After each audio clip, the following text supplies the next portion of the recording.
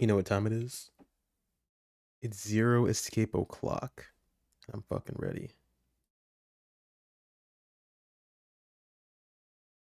Let's go. Um, don't know how long tonight's stream is gonna be. We'll have to see. That's the wrong button. There we go. Hello. We're back. We did a lot. Oh, did we?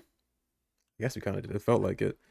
We had a lot of revelations last night. Um, and I think I'm on track to beat the game. Maybe tonight. We have at least one more route to do tonight. And we have the true ending coming up. Hello. Hello, Nicole. Hey, what's up? How you doing? Um we have the true ending to do after this, I guess, and I was informed that that will take a while. So if it is going to be a long one, I'll split up tonight's thing into one route and then Sunday we'll finish it, I think. What's going to happen? So what happened last time?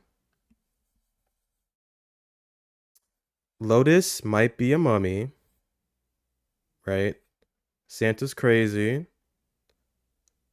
Snake's in the coffin for some reason. I still don't even know who Zero is at this point, but it's definitely not one of us. But it has to be though. Like, who else is on this fucking ship? We might find out tonight. We're gonna see. Let's just go. Continue.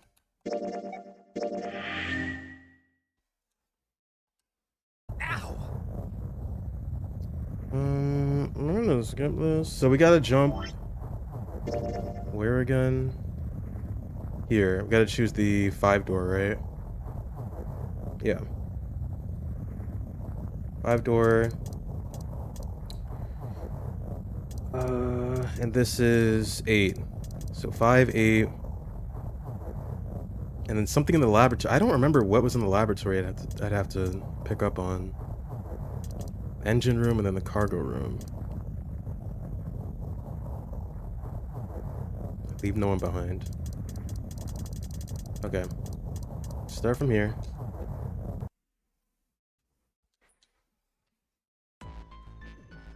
Oh, I should've got my water.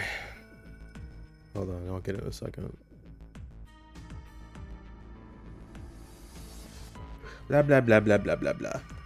And also, I don't know where Ace... 5. Wait. 4. I don't know where Ace fits into this. Still. Like, what is his deal? Oh, shit. Did I pick 4 again? Oh, my God. Looks like Ace and the others are going. Hold that thought, June. I'm gonna time travel.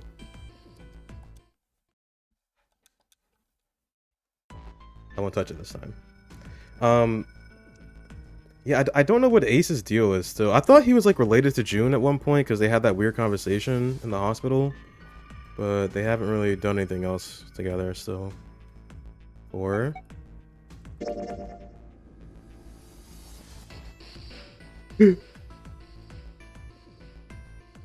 So, Clover and Snake are siblings in the fact that they just were in the same experiment together. That's what's happening, right?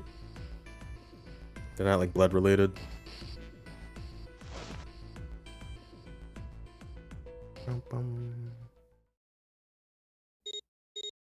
Bum, bum, bum. Bum, bum, bum, bum.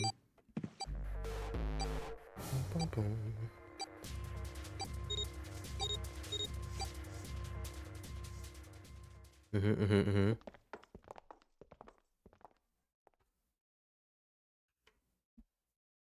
This really shouldn't take too long, so maybe I will just do the real ending too. Oh yeah, and the 9-man. You think he has a role to play? Or is he just there to die? Is he Zero? No.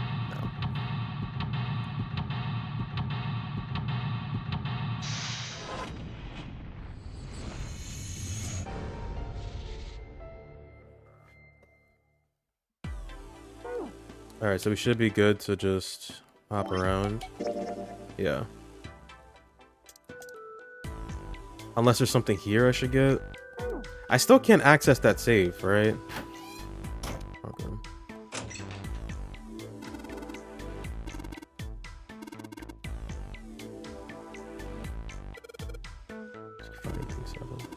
How about you?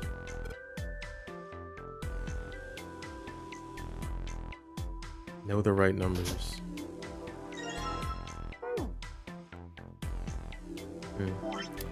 I guess we'll see. I'm gonna jump to the next point.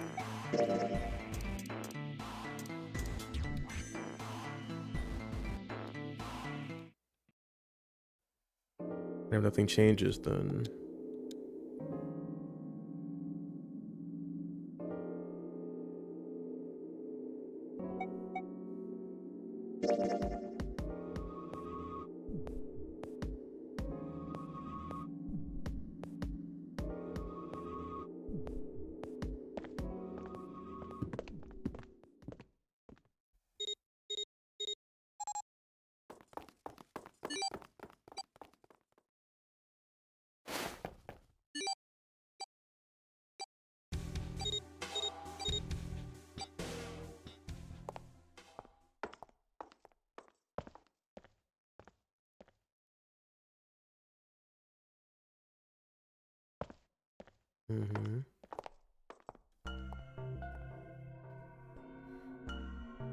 maybe. Oh, we might talk about.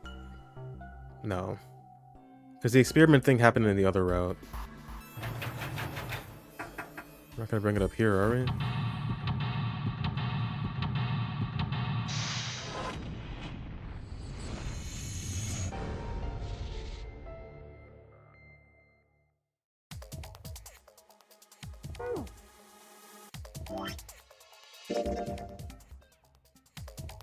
Nope, there's something here.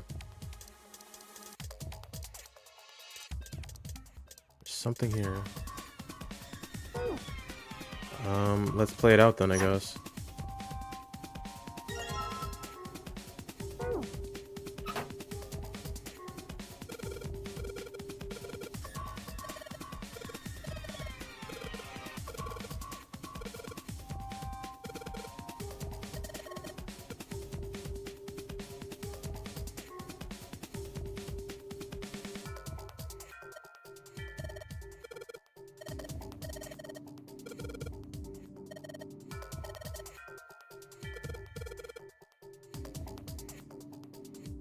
What's up, Omega Koopo? There are two. Yeah, I saw two key things I need here. Or need to know. Something related to Lotus, maybe?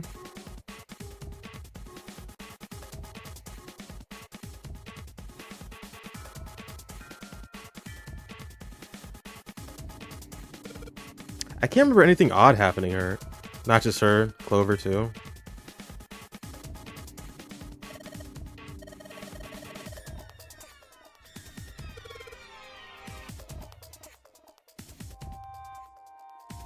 Keyhole. Let's just play it out here.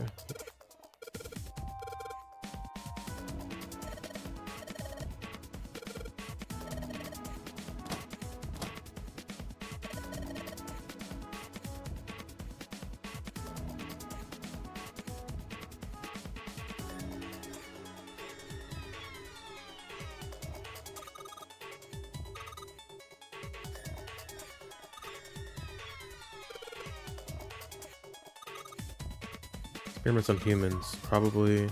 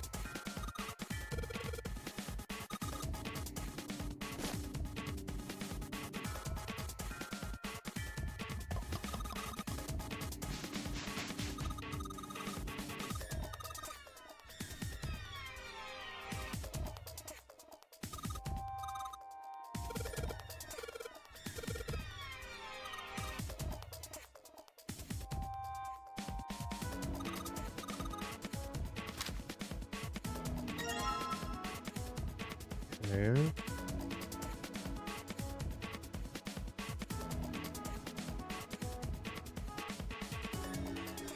Looks so sad. I gotta admit, I'm starting to feel kind of sorry for it. Am I getting attached to the thing? Maybe I should give it a name. How about the Science Boy?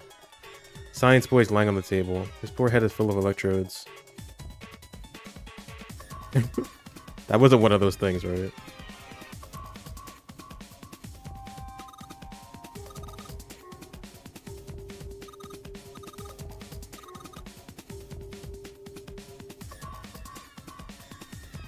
See, this is difficult because I don't remember, like, anything weird happening in this room. Other than Lotus, like, typing, and then we called her old.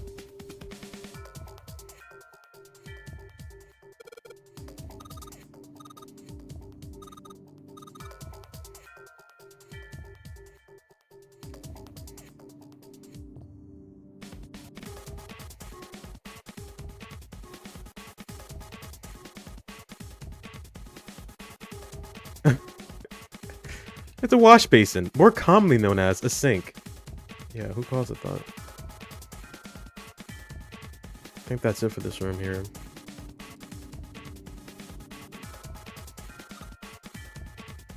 Oh, what are they again? I didn't even look at them.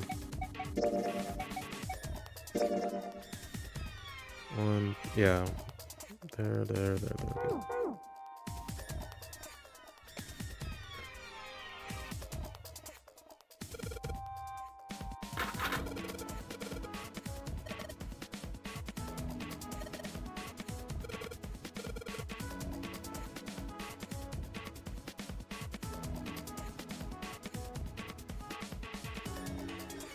Uh-oh, what happened now? I looked at the whiny P5X Steam reviews, and they were generally the same nonsense. Again, complaining that Global got screwed compared to China, Western players getting treated like trash compared to the original version. Another comment, treat Western players fairly. Another comment, I thought I heard something about disgusting gachas. Another comment, less rewards and time to save and no soft pity for global servers sucks. Yeah, it's a lot of not only misinformation, but also just people don't know what they're talking about. Another comment, soft pity when CN already has 110 hard pity system. All these comments can be seen on screen without scrolling. This is the herd mentality of people. They see someone complain, they want to join, more people complain, hoping that global servers will change to give them what they want. I will say, the one thing for sure, I understand being up in arms about getting less gems. I get that. That makes sense. But everything else I think is getting blown out of proportion because at the end of the day, it's still fun to play, right? And you're enjoying it. Critiques are natural, but this seems like it's a little overblown. I don't think it's that serious. It is a free game as well, yeah. Might end due to this. People can call it unfair, but how about no game at all so people can't call it unfair? I haven't had any good polls, but I'm still enjoying the game. Yeah, same. Like, the rates aren't good, but it's a gacha game, bro. Like, this is the history of this genre of games. It's a little scummy sometimes, right? Doesn't mean we can't want for better. But if this game dies, I'm gonna be pissed, bro. I just started playing this. Every gacha game I like dies. It's ridiculous.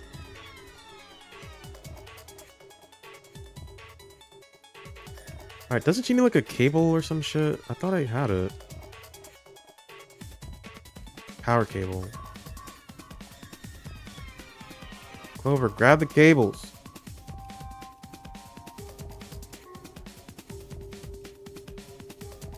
I'm going crazy. What the fuck?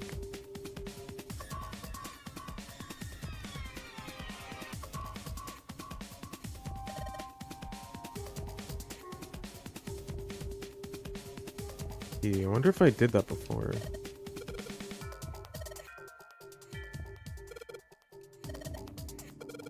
Oh, right, here it is. Yoink.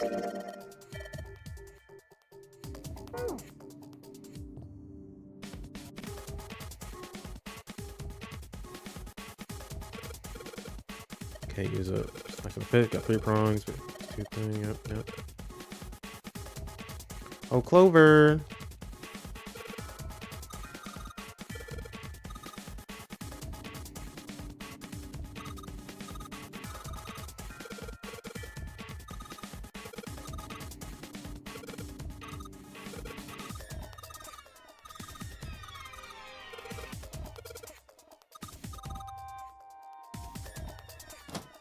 Back down she goes.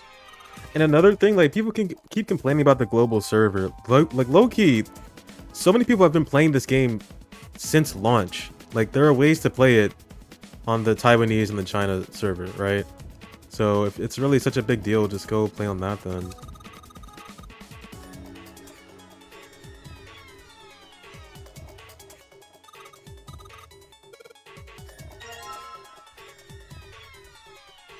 I don't know, just me.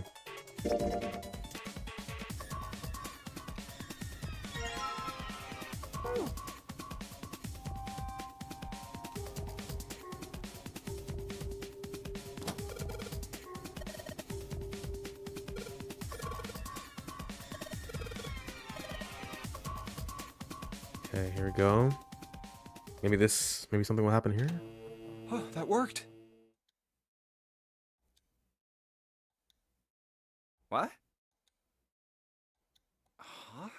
It's running on its own? It certainly looks like it. Isn't that kinda weird? What? Well, it's not connected to the main computer, right? There's just this keyboard and monitor. The only cable connected to this thing is the power cable we just plugged in. So, why is it working? Maybe it's a wireless display. A wireless display? Yes, it connects to your computer wirelessly. Hence the name. Have you been living in a cave, Junpei? It was a process to get to play Chinese servers, but it's doable. Yeah, I know you need to give a phone number and I believe an access code at launch. I do not want to go through the trouble, but I know people have been doing it, so it's definitely accessible for sure. You can probably just find a tutorial or some shit and get through it. But again, and like I've been seeing videos on people that are like talking about this game, and everybody that's making content on this has been playing on the Chinese server simultaneously. So just saying, if this game dies, I guess we all have to learn Chinese or Korean, Is that whatever. Yes, at least where I worked. normal? Oh, it stopped. Oh. Pass with a colon.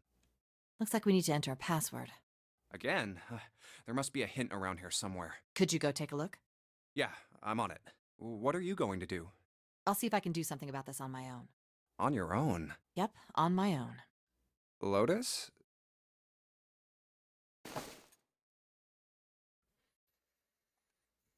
It's got to be here, but what would I All say? right.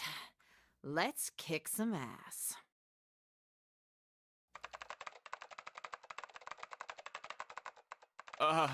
Wait, what? Didn't expect that, did you? Of course I didn't! You're typing so fast, I can't even see your fingers. What kind of job do you have? What are you? I'm unemployed at the moment. I used to work for a cybersecurity firm, but I quit. Why? Huh? Oh, it was just something. She stopped typing for a moment and her face fell. I feel like this is new. I see. This is not an avenue of questioning to be pursued, Junpei realized and quickly shut his mouth. Maybe not? Oh, what are you doing now? I'm going to try and brute force it. Brute what? A brute force attack is... Well, the short version is that I just attack the thing head on. The long version? A brute force attack is one of the simplest ways to break a cipher. It checks every possible combination until it finds the right one. For a complex cipher, it can take a very long time. I'm writing a program that would run an attack like that on its own. It's not the most elegant solution, certainly, but given the circumstances, there isn't much else I can do.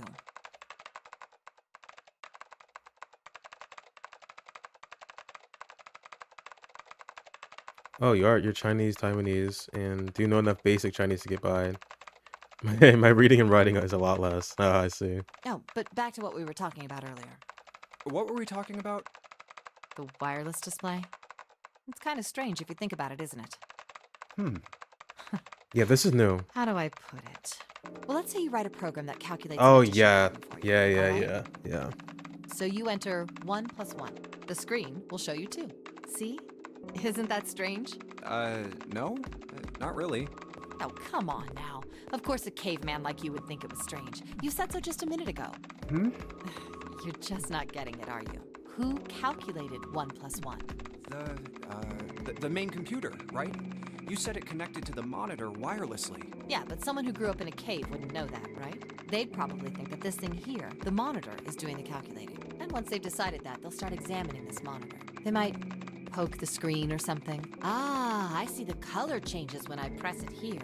Then they might investigate the hardware on the inside. Oh, I see. So this wire supplies the power. Eventually, they might even cut the wires. Ah, yes. Just as I expected. When this wire is cut, no results appear. Therefore, it must be this device which does the calculations. Oh. But the truth is that, just like you said, the computer is doing the calculating. But these cave people wouldn't know that, because they have no idea that the monitor and the computer are connected wirelessly. Lotus continued to type. Junpei scratched his head. So, what are you trying to say? Nothing, really. It's just, I thought maybe, what if the relationship between human beings and our brains is like that? What? Huh? Well, let's say you stick a bunch of electrodes into parts of the brain. Oh no, more of this morphogen. It's Scientists telepathy. examining the signals they send It's out, might telepathy say, again. Interesting. So stimulating this part of the brain causes the person to see colors. That must mean this neuron cluster controls that function. Okay, let's see what happens when I cut out this part. Ah, just what I thought. Cutting off this part causes that function to cease. Therefore, human thought processes must occur in the human brain. See? Doesn't it sound the same? Maybe the brain is just an output device. Like this monitor. Maybe our thought processes actually occur somewhere else. In a main body. We just don't know it.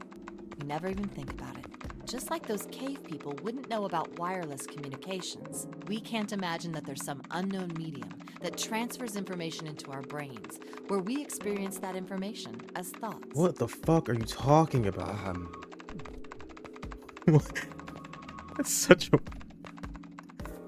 You were just talking about computers, bro. Junpei didn't say anything. Not so much because he had no retort. No, her arguments just seemed silly, and he was surprised to be hearing something like it from someone like her. The brain is just an output device. Human thought actually occurs somewhere else. That's just crazy talk. Did Lotus really think that, he wondered? It was a little creepy, Junpei thought. It sounded altogether too much like a bizarre cultist religion. Maybe that's the cause of Seven's amnesia. Oblivious to Junpei's increasing discomfort, Lotus If continued. memory is actually stored somewhere else, in some sort of main body somewhere, maybe he hasn't forgotten anything at all. He's just having a difficult time accessing his memories because the monitor, his brain, has been damaged. Huh. I suppose that would explain aphasia and blindsight too. Perhaps they actually can speak or see. The monitor just isn't functioning properly. I guess people with prosopagnosia could be suffering from the same thing. Wait a minute. What? He knew what aphasia was from watching medical dramas on TV, and blindsight was easy enough to guess. But he never heard the word well, how'd you say that? Prosopagnosia? I have not heard of that either. What? You've never heard of prosopagnosia? Lotus spun around in her chair to look at him. Junpei how is she typing without look? I guess you can do that. Junpei just shrugged and shook his head. No. What is it? Well, put simply, it means a condition where the mind can't distinguish between human faces. Oh. My face would look the same as Clover's or even yours. So they can't remember faces, which is how most people recognize each other. That means that people with prosopagnosia have trouble recognizing even people they're close to. Usually they can make do by associating people with other things. Their voices, their clothes, their hair. Does that mean other people's faces look like blanks? No, I don't think so. Well, you've seen monkeys, like in a zoo, right? To you and me, all the monkey faces look the same, even though they've obviously got faces. It's almost impossible for a human to distinguish between them. The zoo staff that works with them would learn to identify different monkeys eventually, but you or I couldn't unless one had a scar or something else to set it apart. Well, that's how people would be to someone with prosopagnosia. Prosopagnosia. Huh. I didn't even know that kind of thing existed. Junpei did his best to act as though the entire lecture hadn't gone entirely over his head. What were we talking about? I don't even know at this point. The idea that your brain is just an output device, like a monitor. Are you serious about that stuff? Not really. I was just kidding for about half of it. What about the other half? Well, I guess I was just adulting. Not funny. Lotus's smile had something rather masochistic to It's it. nothing more than a story I made up out of boredom. Don't take it seriously. It was the first thing that came to mind, and I just talked about it to kill time. Came to mind, huh? Maybe somebody else is influencing what you're saying But- or thinking. Looks like I don't need to talk anymore. Why? I don't have to kill time any longer. As she spoke, Lotus raised her right arm high and brought it down on the enter key. Oh, then you finished that brute whatever thing? I certainly did. And let's see what we got.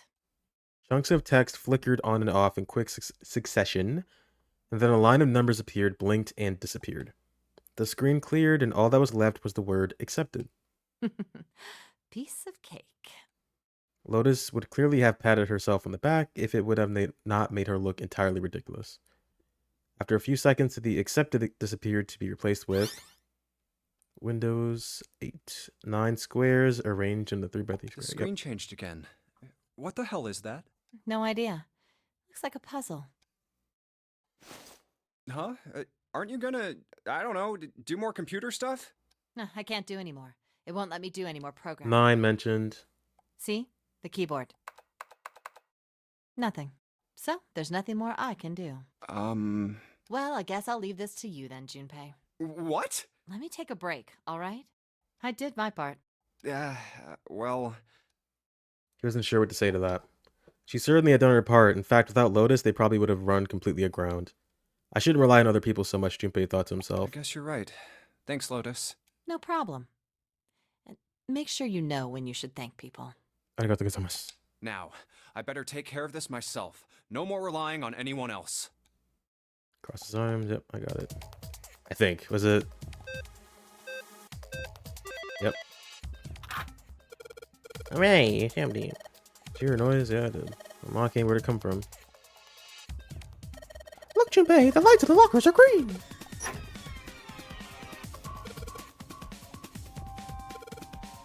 Just take it. Just take it. Looks like a key. Is it a key? Is it a key? Is it a key? It's a key. Pick it up. Hey, Junpei, do you have a minute? What's up? I wanted to ask you something. Oh? Oh, wait. I think I remember this too. Junpei, you went into door 5 with my brother, right? Did you hear him say, like, anything weird? Huh? Why is she asking me this? I can't talk. Why is she asking me this? Junpei wondered. The more he thought about it, however, the more it made sense. Snake had been gone for a long time. Clover was quite attached to her brother. Of course, she would have been worried about him. Well, let me think. He thought back to when he'd gone through door 5, hoping he might remember something, even a small something, that would help her. However, Sorry, Clover. I can't really think of anything. I mean, he did mention that his hearing exceeds that of a regular person, or something like that, but that's about it. Okay. Clover's words were barely audible. She nodded vaguely to Junpei and turned to walk away. Hey, wait a minute. Hmm? Look, I don't know if I should ask you things, but if you don't mind, I was hoping you could tell me if, is Snake, I mean, was he born? You're talking about his eyes? Yeah. No, he wasn't born blind. Oh, did they blind When him? he was a kid, he got in an accident. Oh, or that. A really bad car accident. He couldn't see after that. And his arm. His arm. His right. arm. Yeah, my brother's left arm is, it's not like a normal person's arm. Like a prosthetic or something? It's fake. Yeah. It's not a real arm. The accident hurt him really bad. To save him, they had to cut off his arm. Oh. Is that all you wanted to ask me? Talking about her brother had clearly taken a great deal out of Clover. Junpei nodded. Look, I'm sorry for making you talk about all that painful stuff. It's not that. Clover only shook her head and walked off down the stairs. Interesting. I wondered, now I'm thinking about it, did they ever show him with both of his hands out, like, in his portrait? I don't remember. I would have never guessed that. Alright, that's gotta be it. Yeah. We got it. We got it. Engine room. What could be here? Oh, Santa's sister, maybe? I'd imagine. I'll start from the beginning. I imagine it's something about his sister. Maybe it's at the end then. I don't know what handle was. Like, where's that? Yeah. His arm's fake. It's not real. Whoa. What's going on? I'm thinking. It's got to be at the end. It's got to be, right? Let me jump to handle. I think it's got to be there.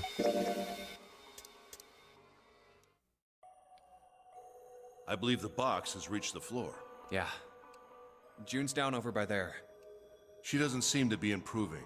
Well, of course not. She's not gonna just get better right away, you know? It'll take time. That'll be the end. What could be causing this, I wonder? Illness, perhaps? Nah, it's gotta be exhaustion. She gets dropped into some weird-ass ship, forced to play some messed-up game. If you think about it, it's a lot weirder that we aren't freaking out just like her, you know? So you're saying we're abnormal? Yeah, we're just running around this room, solving all these puzzles like it's just business as usual. How the hell could you call that normal? We're just guinea pigs. Santa snorted in disgust. Guinea pig? You mean like a lab rat? You mean we're being used for some sort of experiment? Is that what you're saying? Dunno, but it does seem like a possibility, you know? They stood there for a few more minutes, no one speaking, until Santa turned and walked away from the winch. Junpei and Ace followed him. You know, speaking of experiments, Okay, yeah, this is a... Santa suddenly stopped. there was this experiment some scientists did with rats. First, they took a squarish C-shaped tank and filled it with enough water that the rats could drown in it. The tank has 2 exits. Just to make it easy, we'll call one A and the other B. Exit A is pitch black, so dark even a rat can't see anything. But exit B is electrified, which means the rat can't leave through it. So, what would a rat do if it was put in this situation? Which exit would the rat choose? B, of course. The rat has no way of knowing that exit B is electrified. Exactly. The rat goes to exit B. Of course, like I said, it's electrified, which means the rat can't get out that way. Yeah, this is kind of funny. Santa was like just walking away.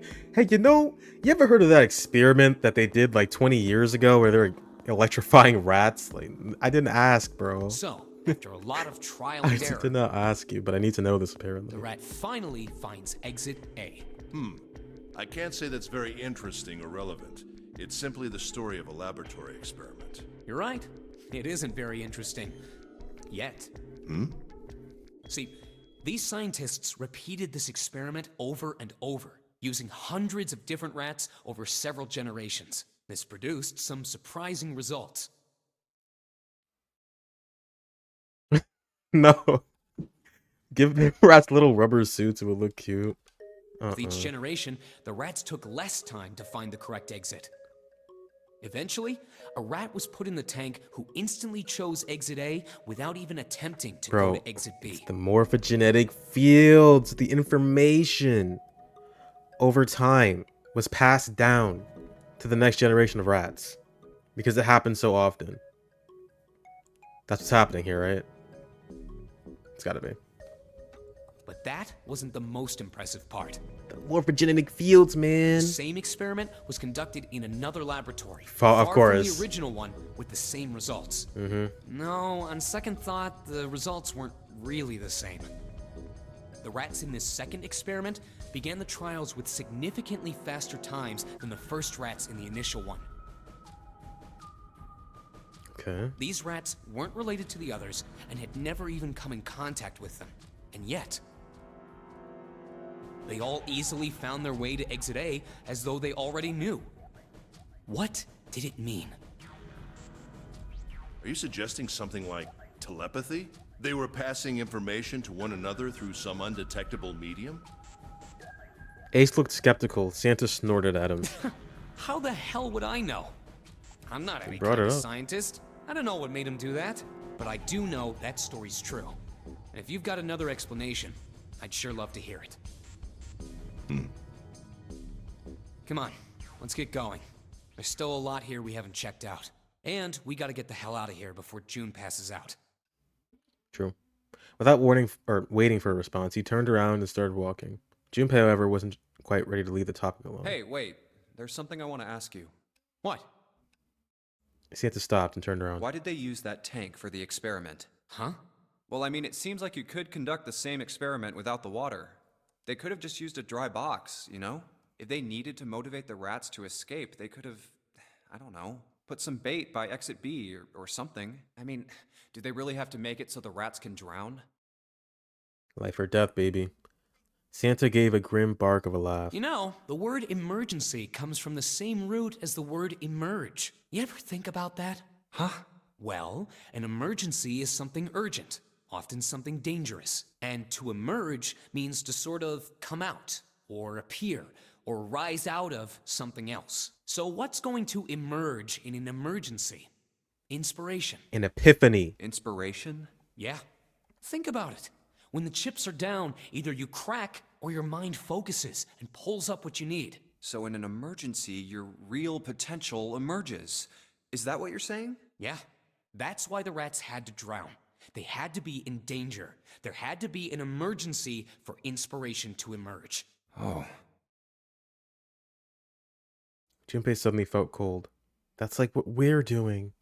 The back of his head was aching and his stomach felt strange. Okay. The coffin. The coffin. I don't know about the 9 photos though. I don't remember what happened. Let me check again. Now we finally have all 9 picture cards. We just need to insert these cards into the slots at the front of each box. You know which card goes in which box, yes?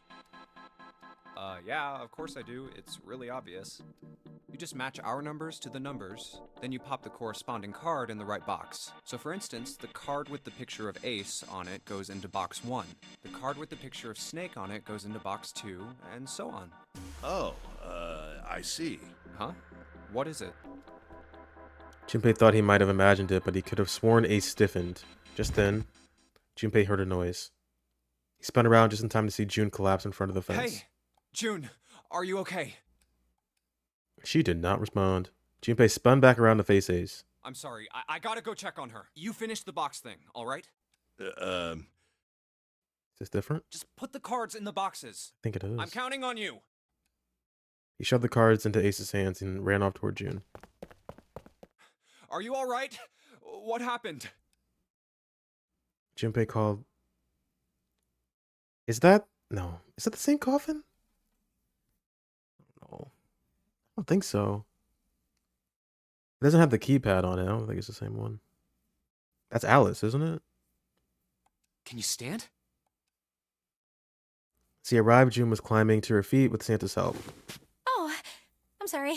I'm fine. I just tripped. Don't give me that. Now is not the time. But it's true. I tripped over a box.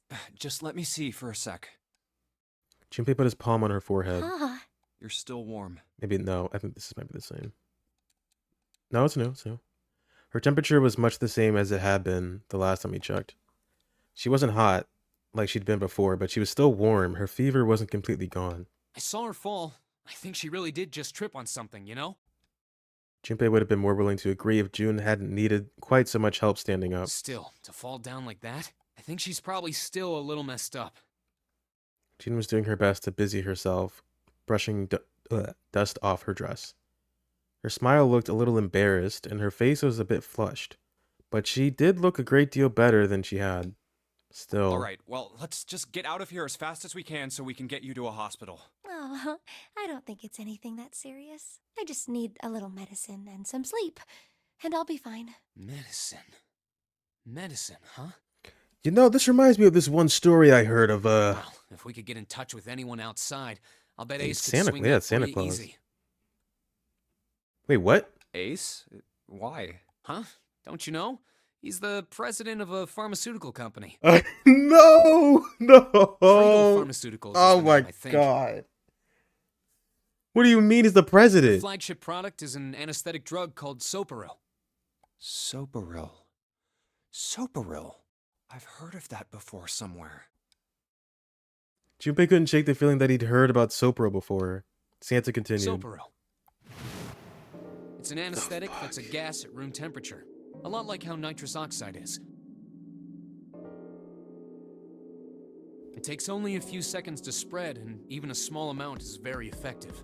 A bunch of countries quickly accepted it for widespread use within their police and military forces. It was an effective crowd suppressant and room clearer. It was practical, ethical, and the humane nature of it made it the ideal drug. It's been around for about 6 years. They developed it from the extracts of several different roots. It became popular almost as soon as it was made public, with many governments placing large orders. Demand for Soparil skyrocketed, and of course that meant Cradle Pharmaceuticals stock did too. Whose hand is that? It's got a bracelet. Why do you know all of this?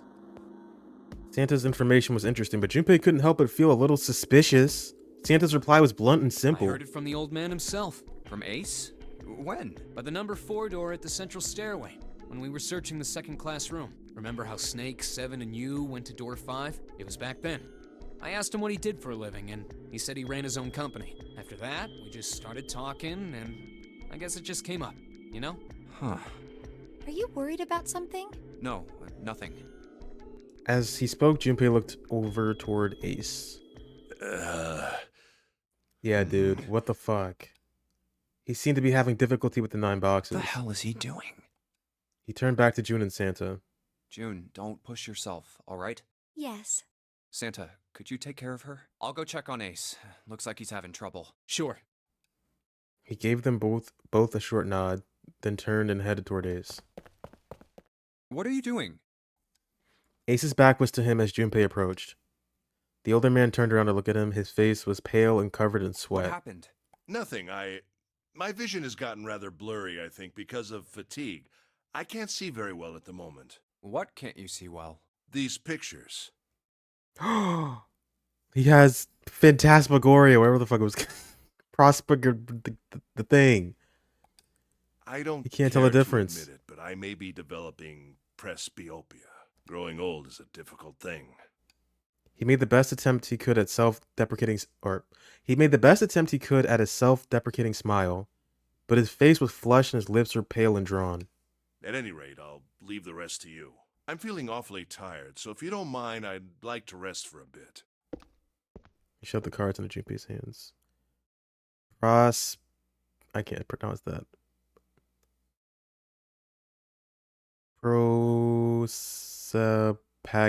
Prosopagnosia. There we go. He shoved the cards into Junpei's hands and walked quickly away. Prosopagnosia. Junpei looked at him quizzically. How could simply looking at cards have tired him out? Junpei looked down at the cards in his hands. All the pictures were quite clear and each person easily recognizable. Was Ace's vision truly so bad? No, he has prosopagnosia. But if it wasn't, what had made him so uncomfortable? He said that aloud. That was when Junpei remembered what he'd heard from Lotus much earlier. Prosopagnosia. Well, put simply, it means a condition where the mind can't distinguish between human faces. In other words, my face would look the same as Clover's or even yours, so they can't remember faces, which is how most people recognize each other. That means that people with prosopagnosia have trouble recognizing even people they're close to. Maybe he's got prosopagnosia? Junpei took another look at Ace. He sat at the base of the stairs looking quite depressed. Well, he looks depressed enough to have it. If he... How would you know that? If he really did have prosopagnosia, there was no doubt it was a depressing and painful experience. Still, Junpei didn't feel like patting him on the shoulder or telling him everything would be alright would help that much. Still, Junpei felt perhaps it was best he keep Ace's condition to himself, at least for the time being. Oh well. Doing his best to clear his mind for the task at hand, he turned back toward the boxes. Time to solve the 9 boxes puzzle. 9 cards with pictures and 9 boxes. Junpei stared at them for a moment and then began. Ace's card is in box 1, Snake's is in number 2. I just need to do the same for the rest. Yeah. And finally, the 9th man's card into box 9. Yeah. Yep. All right. Let me see this. Okay. We are cleared for takeoff here. Let's go. What's gonna happen? Is Ace 0? Is that why maybe he gave us numbers because he can't tell the difference between us or something? Is that no? Is that crazy? He's the president of fucking Walmart, of Cradle Pharmaceuticals. I did not expect that. But then why is he here? Whatever. Let's go. So this one's about Ace. We're going to the we gotta go to the library. We gotta go to the library. We gotta save the mummy.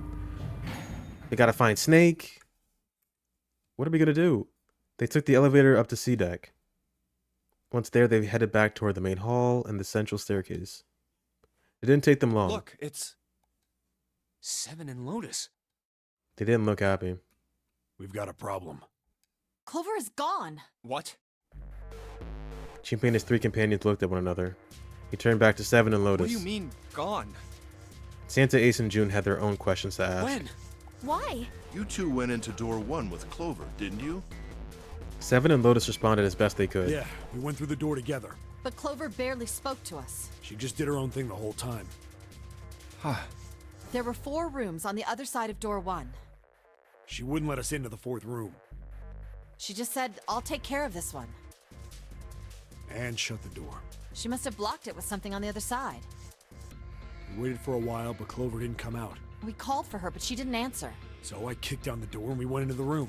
But I love how they're finishing each other's sentences. It was empty. Clover wasn't there. There was a door on the other wall. And it was open. We figure she opened the door and left by herself. We ran after her, of course, but Maybe they practiced this before we came Obviously, down. didn't find her. We figured that much out. Clover's gone. Like, they're really good together. Junpei thought for a When moment. did this happen? We got here just before you. You certainly have excellent timing.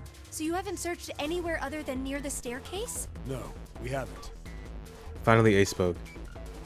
His voice had an edge of resolve and concern. Very well then. We'd best separate and look for Clover. We haven't much time left. Let's begin. Yeah. Let's begin. Oh, can I make... Hold on, I don't want to fuck this up. No, it should change automatically, right? I hope it does. I don't know what decision would make me get this ending. I think just not having it unlocked would be it. There were quick nods all around, and the 6 remaining players spread out. I'll keep going. Junpei and June ran to the large hospital room together. As quickly as they could, they searched around and under the beds and the corners. She's not here. No, she isn't. All right, just in case, we should go take a look in the shower room. Shower room? That's where her brother is. She might have gone to see him. June bit her lip. She knew, as Junpei did, that there was only one thing to see in the shower room, and it wasn't pleasant. We might as well check, right? Let's go. There's a screwdriver stuck between the door and the frame. We can still get in. We should thank Seven later. Junpei and June slipped through the door, moved down the hallway, and stepped into the shower room. Hey, I was here once. No luck. I had to tie fucking toilet paper to a broom. It was stupid. Yeah, I don't think she's here. June's voice was faint, and she placed her hands over her mouth. Her face looked a little The green. smell is horrible. The stench in the room was almost unbearable. It had grown far more unpleasant since their last visit. If Junpei had eaten the lunch, he would have had difficulty retaining it. He wanted to leave the room as soon as possible, but he had to be sure. And the only way to be sure was to check the other side of the divider. Let's check the back, just to be sure. June offered no resistance and nodded weakly to Junpei as he headed around the divider. He stopped at the corner and turned his head. Oh, she's not here. As he'd expected, Clover was nowhere to be seen. The only thing on the other side of the divider was a dead body lying in a reddish-brown puddle of dry and drying blood. Snake, just where did your sister go? That's not Snake. Junpei whispered to what once was Snake. Wait, if that's not Snake, then who is it? Wait, if that's not Snake, then who is that? He'd asked rhetorically, of course, as there was no way to get an answer. He gave a deep sigh. Such a horrible way to go. The skull shattered, the left arm's hideously twisted. Huh? Wait. Wait a second. His left arm is fake. There's no way. This isn't Snake. This is some guy. The bright white of the ulna was clearly visible through the remains of skin and muscle. Bright white. Ulna. Bones. The pieces fell into place. Junpei remembered something Clover had told him in the laboratory. My brother's left arm is, it's not like a normal person's arm. The accident hurt him really bad. Of course. Of course. Why didn't I realize it earlier? Because you didn't know. Clover had told Junpei that Snake's left arm was prosthetic. But the left arm of the corpse behind the divider was quite clearly a real human arm, or at least it had been once. That meant the corpse. Jumpy? Jun's unsure voice at Junpei's suddenly strange behavior drew his attention back to her. Sorry for making you wait. Let's go. Oh, I was going to say something. Junpei and Jun headed back toward the large hospital room. They stepped through the door and out of the shower room. Down the hallway they went, searching for Clover in every corner. They had reached the stairs when Seven appeared, breathless and yelling. Junpei! June! Where were you guys? Taking a shower. He looked pale and his face was drawn. Something terrible had oh god, what? Junpei's breath caught in his throat. Did something happen? Seven drew a shaking hand across his face and gulped down a breath of air. Clover is dead? Clover is dead. Why? I found her in the first-class bathroom. What the fuck?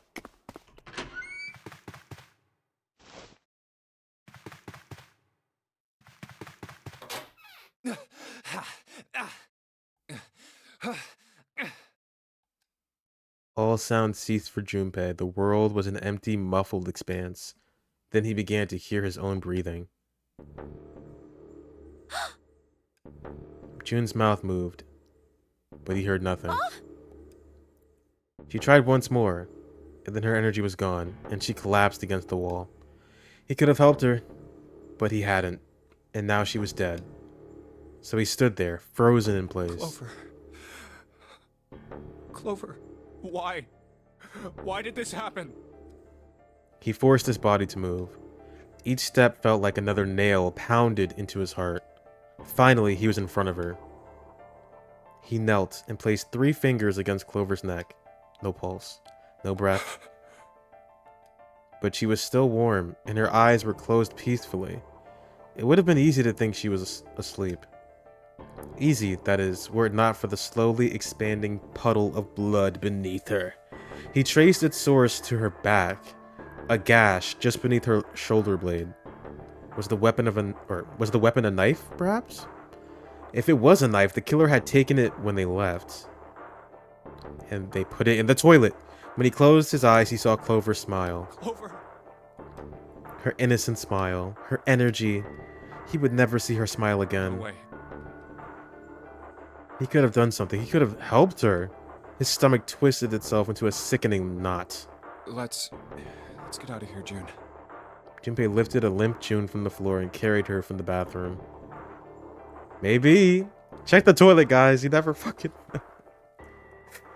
I'm waiting for that to come up. That room is just suspiciously nothing. It's just a nothing room. There's nothing in it. It was a foolish question, and he knew it. Yes, I think so. Quite literally, every single room in this game has either something that helps us escape the escape room or something that's like a plot point for this entire overarching narrative. And the toilet had neither of those two things. So it's weird to me. It's just strange. Her voice was weak. The fever had gone down, but the emotional scars she'd received were not likely to recede as quickly. Junpei laid his hand on her shoulder, and they walked back to the bedroom. You should get some rest. Here, the bed. Can you sit? Yes. She nodded once and stared at the floor. There were 4 others in the room. Ace, Lotus, Santa, and Seven. They all stared at nothing, their faces drawn and tired. After a while, they drifted into the bathroom to see Clover's corpse themselves. Once everyone was back in the bedroom, Junpei walked slowly to the center of it and looked around as the slumped figures gathered Who there. was the first to find the body? Me.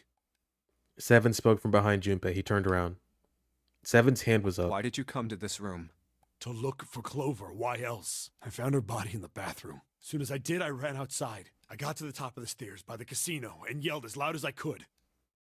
Hey, guys! I found her, but it's bad. She's in the bathroom in the first-class cabin. Come quick! Or something like that. Then I went back to the bathroom. Ace, Santa, and Lotus showed up real soon after that. But I guess you two hadn't heard me or something because you didn't show. So I took off down the stairs to look for you. After that, I mean, you know the rest, right? Junpei nodded and closed his eyes. There was one more thing he needed to ask. Seven. There's one more thing I'm worried about. What? You stuck one of those plates in between the door and the frame, right? Why did you do that? Come on, didn't I already tell you that? I did it so that the door wouldn't lock, so we could come back to this room? Oh, you think I did it? Well, I don't know. That kind of depends on what you say, doesn't it? For crying out loud. I trust him. I don't think he did it. Seven sighed and shook his head. Follow me. There were 2 doors standing next to one another. He opened the one on the right. A closet? Safe. What's in the safe? Yeah. Seven stepped inside. He stood in front of one of the shelves that filled it and gestured toward a small box. The box was a small metal cube. He looked at Junpei. This is the reason. This safe. We couldn't open it when we were getting through this room. Yeah. I figured there might be something pretty important in it. Yeah. I couldn't stop thinking about it. I figured eventually we might figure out what the numbers are for the safe. And if we did, I didn't want to screw around with door 5 again. So I put the plate in the exit door so we could get back in that way. You get it now? Yeah. Yeah. Junpei nodded and looked at the safe. He grabbed the handle and shook it. Figured it wouldn't open. It was as locked as it had been when Seven found it. There was one change, however. This is... Just underneath the safe was a pile of fine, reddish-brown powder. rust. Junpei stared at it, If considering. there's rust here, that means... Has someone opened the safe? Junpei left the closet. Seven followed him back to the bedroom. Someone opened it? Huh? Eh? It was cold and quiet. No one spoke. They sat frozen in place by shock. How much time do we have left? Do you have like what? An hour? Should we be doing this right now? They sat frozen in place by shock and grief and fatigue. The room felt tiny and oppressive, and the thick metallic smell of blood filled the room. Junpei turned and headed for the living room. Anything to get out of there. Maybe there's another clue. Anything that might lead us to discover who stabbed Clover. As quickly as they could, they searched. Look in the toilet, bro. I swear to God, if it's in the toilet, I'm gonna lose my goddamn mind. I'm gonna lose my mind. They searched around and under the beds and in the corners. His eyes caught on the door. The door that led to the passageway of door number 5. Behind this door. The ninth man's body is behind there. Not anymore. They took his bracelet, though. Maybe I should have another look at it, just in case. Quietly, he pushed open the door. Ugh. The smell hit him like a blow to the face. Oh, the hell? This smell is... His lungs contracted, unwilling to inhale such fetid air. Acid boiled up from the base of his stomach, churning what little food was there into a violent froth.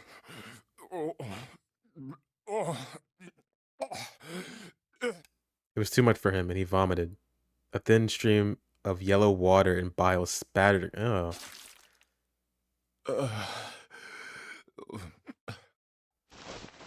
He wiped his mouth weakly and stared at the dead body. No bracelet. Chunks of torn flesh lay in an arc around the body. What remained of its intestines had slid out onto the floor. The pool of blood that framed it was half dry, but so thick that it had taken on a texture not unlike that of an egg yolk prepared sunny side up. On the floor next to the broken mass of the man's head lay his glasses, cracks spidering across the lenses. The bloodstains near them had already dried like scabs on the floor. Wait, That was when he noticed. it's gone. The bracelet. This bracelet. Yep. It was right next to the glasses. I don't remember that, but sure. But now, it was gone. The number 9 bracelet was gone. But why? Had someone taken it? He was turning it over and over in his mind when he heard Seven's voice. Huh? Where'd Junpei go? It had drifted out to him from the living room. Junpei walked slowly out of the hallway. Oh, there you are. Were you looking for something in the hallway? Seven looked up as Junpei entered the room. Yeah. Did you find something? Oh, yeah. He thought for a moment before he responded. No, nothing. Okay. Technically, it wasn't a lie. He hadn't found anything. In a way, in fact, that was the problem. Something he'd expected to find hadn't been there. The 9th man's bracelet. What's up? Well, I wanted you to take a look at something. What is it? Seven led Junpei back to the bathroom. Clover. As Clover's corpse came into view, he felt his heart flip and then fall to the bottom of his stomach. Something between a sigh and a groan escaped his lips. What was it you wanted to show me? His voice was hollow and empty. I searched Clover's body again. A real shame. She was stabbed once in the back, probably by a knife or something. And I found this. As he spoke, he moved around Clover's head, then knelt down and flipped open her right hand. What? The code, maybe? She was holding a piece of paper. I haven't actually looked at it yet. Didn't want to disturb the crime scene, you know? Basic stuff. Well, I did borrow one thing. What? He wasn't sure what that meant, but it likely didn't matter. The paper was more important. I'm opening it. He picked it up and carefully opened it. There were 2 sentences written on it. Truth had gone, and truth had gone.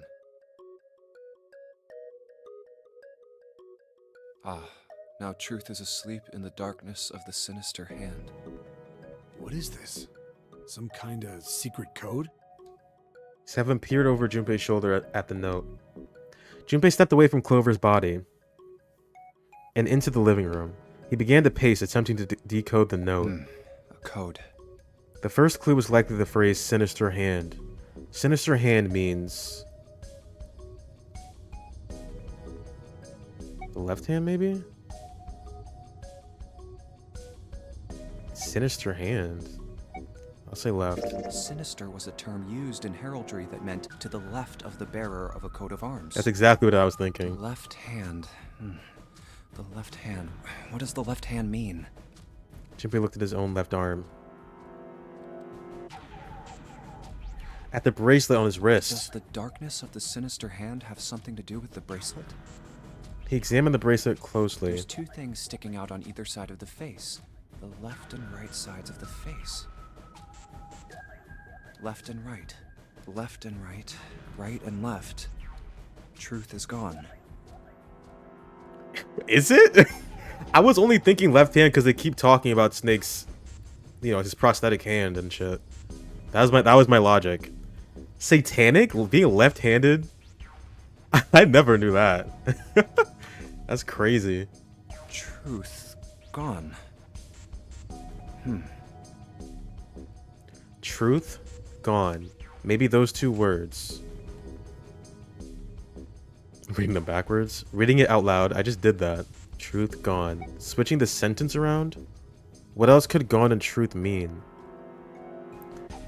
Truth had gone, and truth had gone. Sinister hand. Dude, my bot is putting in the work. Another one gone. I don't fucking know.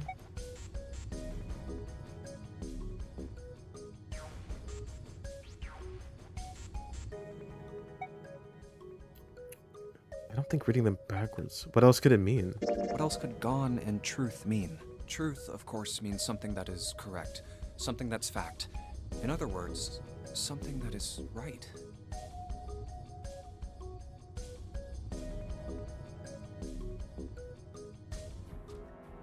You could then safely assume that gone means left. What? After all, after someone left, they were gone. I guess, yeah. But in this case, they clearly refer to their directional homonyms. Then truth equals right, and gone equals left. Junpei looked at the bracelet again. The left and right of the bracelet. These two things sticking out. So if I... Press them in the following order.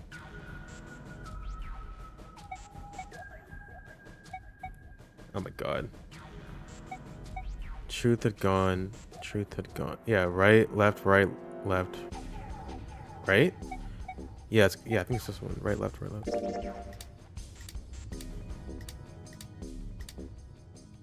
And then... What if it exploded? What? One after another, 8 numbers flashed on, then off of the face of Junpei's bracelet. Wait, did it just... He checked one more time to be sure.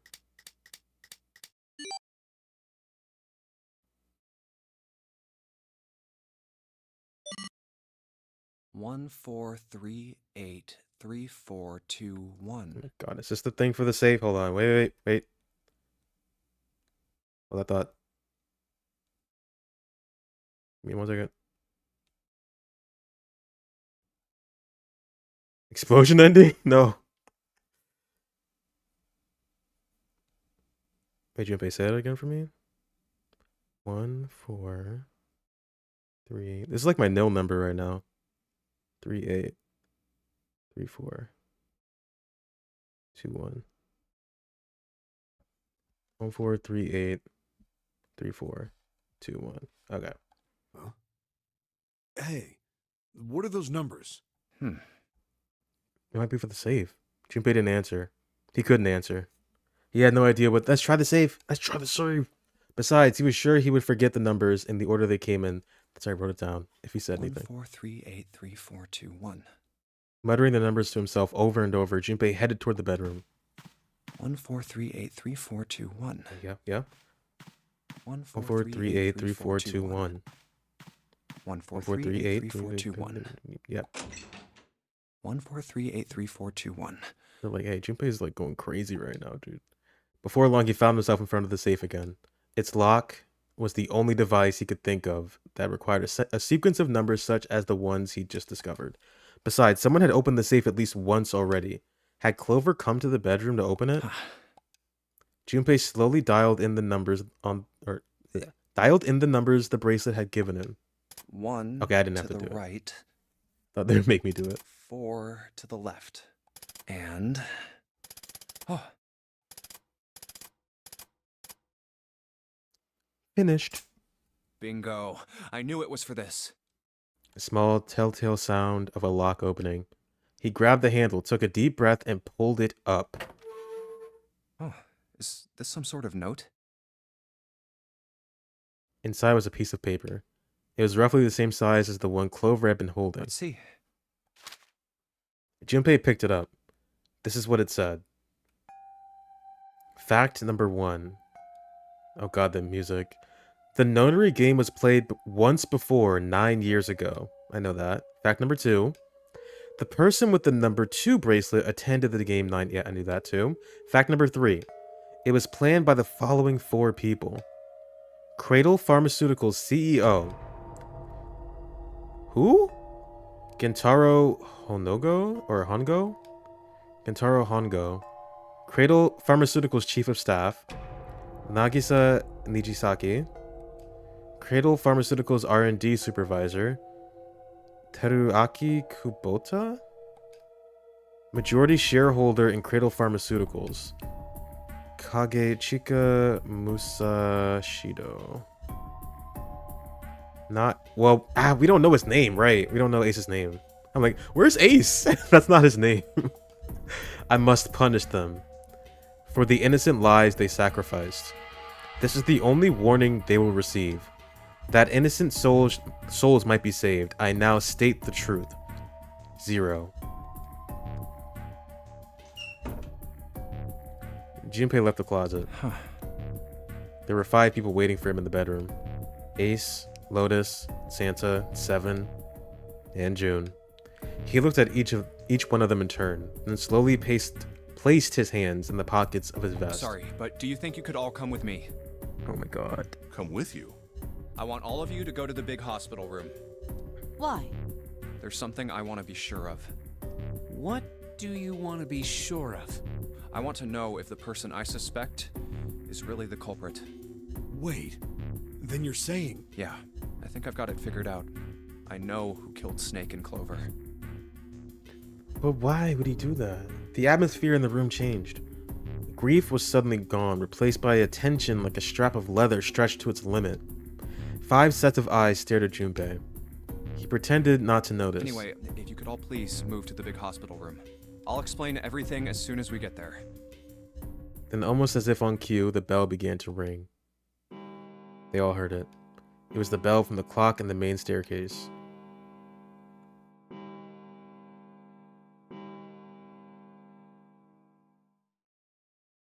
The bell rang 5 times, then It's ceased. 5 o'clock. We've only got an hour left. We don't have a lot of time left. Let's go. Slowly, one by one, they followed Junpei out of the bedroom.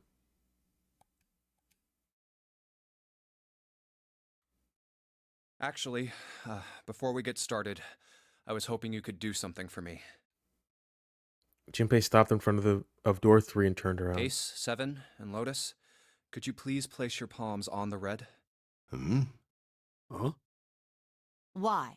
If we need to get to the shower room, why don't we just... No, we're not going inside. Once you've authenticated, step away from the door. Why? Please, just do it. Or perhaps you don't want to know who killed Snake and Clover. Junpei's implication was clear, and 7 understood perfectly. Fine. What about you, Ace, Lotus? Very well.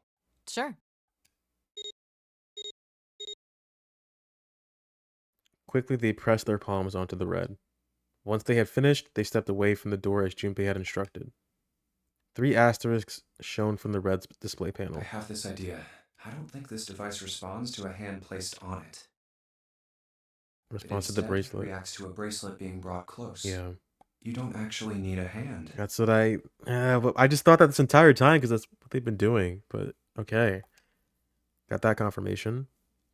Junpei approached it and held his bracelet over the scanner. He made quite sure he didn't place his palm on it and instead only brought his bracelet near it. The 4th asterisk appeared. I knew it. Just as Junpei had expected, it was possible to authenticate without placing one's palm on the red, so long as the bracelet was brought near it. Junpei pulled the lever down.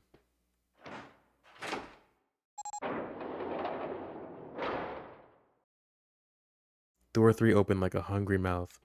9 long seconds passed. And the door shut, unfed. Junpei walked slowly back to the others who were waiting some distance from the door, talking to one another. Santa and June had joined them as well. Huh? It looked as though they hadn't found a chance to break into the conversation yet. As Junpei approached, they turned to look at him, curiosity plain on their faces. Before long, the other 3 did as well. What was that about? How should I know? Ace said nothing. Clearly, they were all expecting some answers. Thanks. I appreciate your cooperation. Clearly, they'd hoped for something more forthcoming. He continued. By the way, Ace, would you mind if I asked you something? What is it? Do you know who I am? What? What kind of question? Just answer it, please. Who am I? You're Junpei, of course. Who else would you be? Unfortunately, that's the wrong answer. Actually, I'm Santa. What? What? Dude. That's what they said in the other one.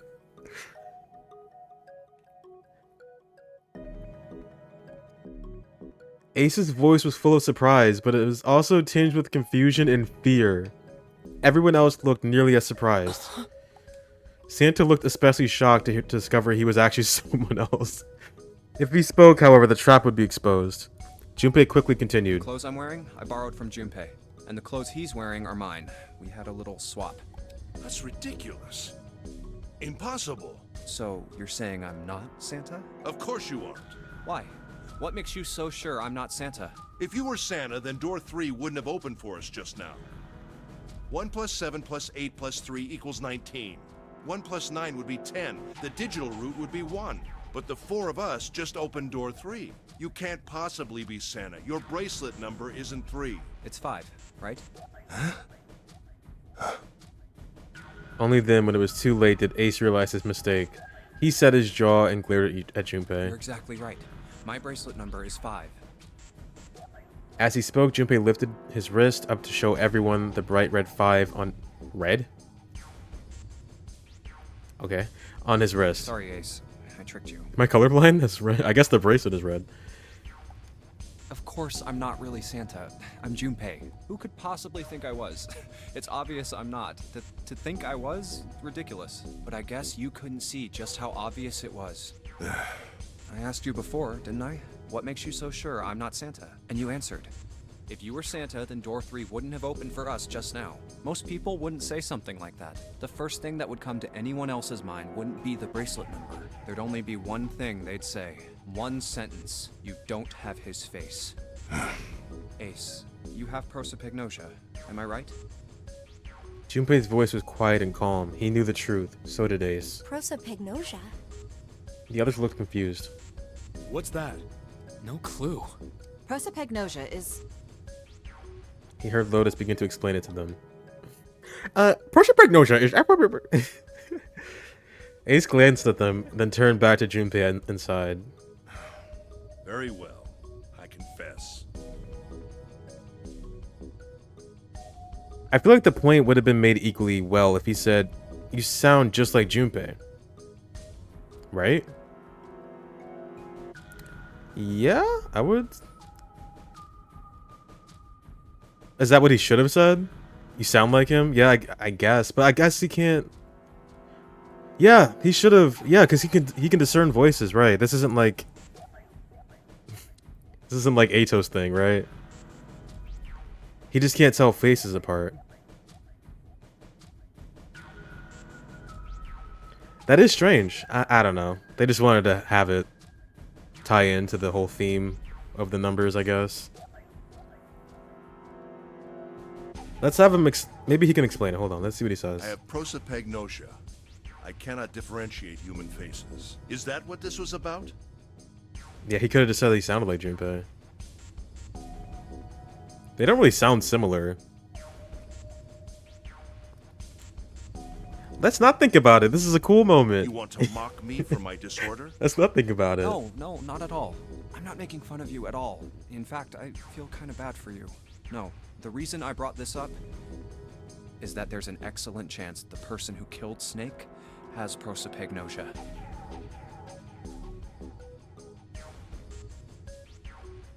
What? Ace's face tightened. His eyes narrowed. Oh. What do you mean? Junpei leaned casually against the iron piping of one of the beds. He leaned I'll just come casually. right out with it. I think he killed him. I think it was you, Ace. You killed him. But he killed the wrong guy. Junpei was suddenly aware of 5 pairs of eyes on him. He had their undivided attention now. The room had grown very, very quiet.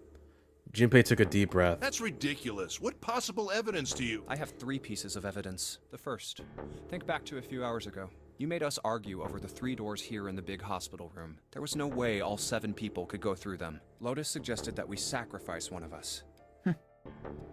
Lotus looked away awkwardly. Junpei glanced at her and continued. And you, Ace, said, "I'll stay here." Why would you say something like that? It's pretty simple, really. You didn't want us to see the dead body in the shower room. You see? If Ace stayed behind, there were only 2 doors the rest of us could go through. Doors 7 and 8. There was no way we could get through door 3, the shower room. You knew that, didn't you, Ace? That's why you volunteered to stay behind.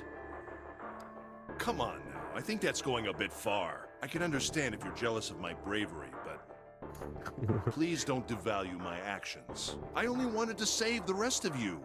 Surely you can understand my altruism. I think you're just jealous I'm such a badass. Altruism, huh? Junpei stared off into the darkness at something very interesting and lazily began to dig a persistent bit of wax out of his ear. What? You already knew, didn't you? You knew that whichever doors we took, eventually we'd end up back in the big hospital room. What on earth are you saying? Of course I didn't know that. How could I have? That is a nonchalant move. That is like the most nonchalant thing you could do. Really? Yes, yes. Pleading was not something they'd heard from Ace before. Junpei pulled the piece of wax from his ear, glanced at it, and flicked it off into the dark. What the f- Oh well, that's cool. Okay, interesting. I've still got 2 more pieces of evidence that say you're the killer. Bro thinks he's Phoenix Wright or something. The second is that, as I said earlier, you have prosopagnosia. Then you mean to imply that a person who can't distinguish human faces must be a bad person? Yes. Junpei, they call that prejudice. I don't care. No, I am not that stupid. Dude, that's the best thing I've ever read. They call that prejudice. No, I am not that stupid. Then why? I'm not. Well, before I explain, I suppose there's something I should tell you. The corpse in the shower room. It's not Snake, dude. You killed somebody It's else. not snakes. What? Ace's face went pale. The others looked confused as well. If the body wasn't Put Snake's. it together right away. But there was something Clover told me. She said that Snake's left arm was prosthetic. He'd lost his real arm in an accident. But the body we saw in the shower room, let's call him Guy X. You killed Zero, maybe, but that'd be kind of crazy, right? Guy X's left arm was definitely flesh and blood. Who the fuck? Who are? How many people are on this damn boat? How many people are on the boat? Like, I don't understand anymore. Snake is in that coffin near the 9 door.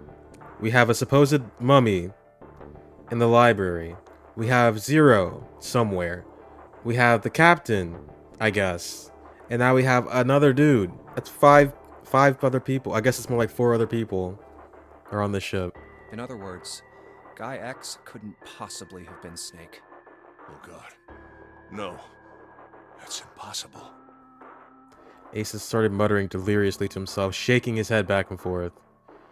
So, enough for killing him, unfortunately. Junpei was long past caring. Let's say, hypothetically, that the killer didn't have prosopagnosia. If that were the case, he would immediately realize that Guy X wasn't Snake. Even if the clothes were the same as Snake's, their Yeah. faces would be completely different. It would have been obvious they were different people. And yet, they still killed him. Yeah, this does kind of fall apart when you realize he can hear us. I'd hope that he can differentiate our voices. We kind of just all sound different enough, I feel like.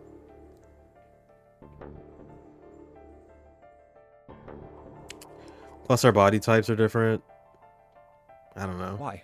Why would they kill a stranger who'd only just shown up?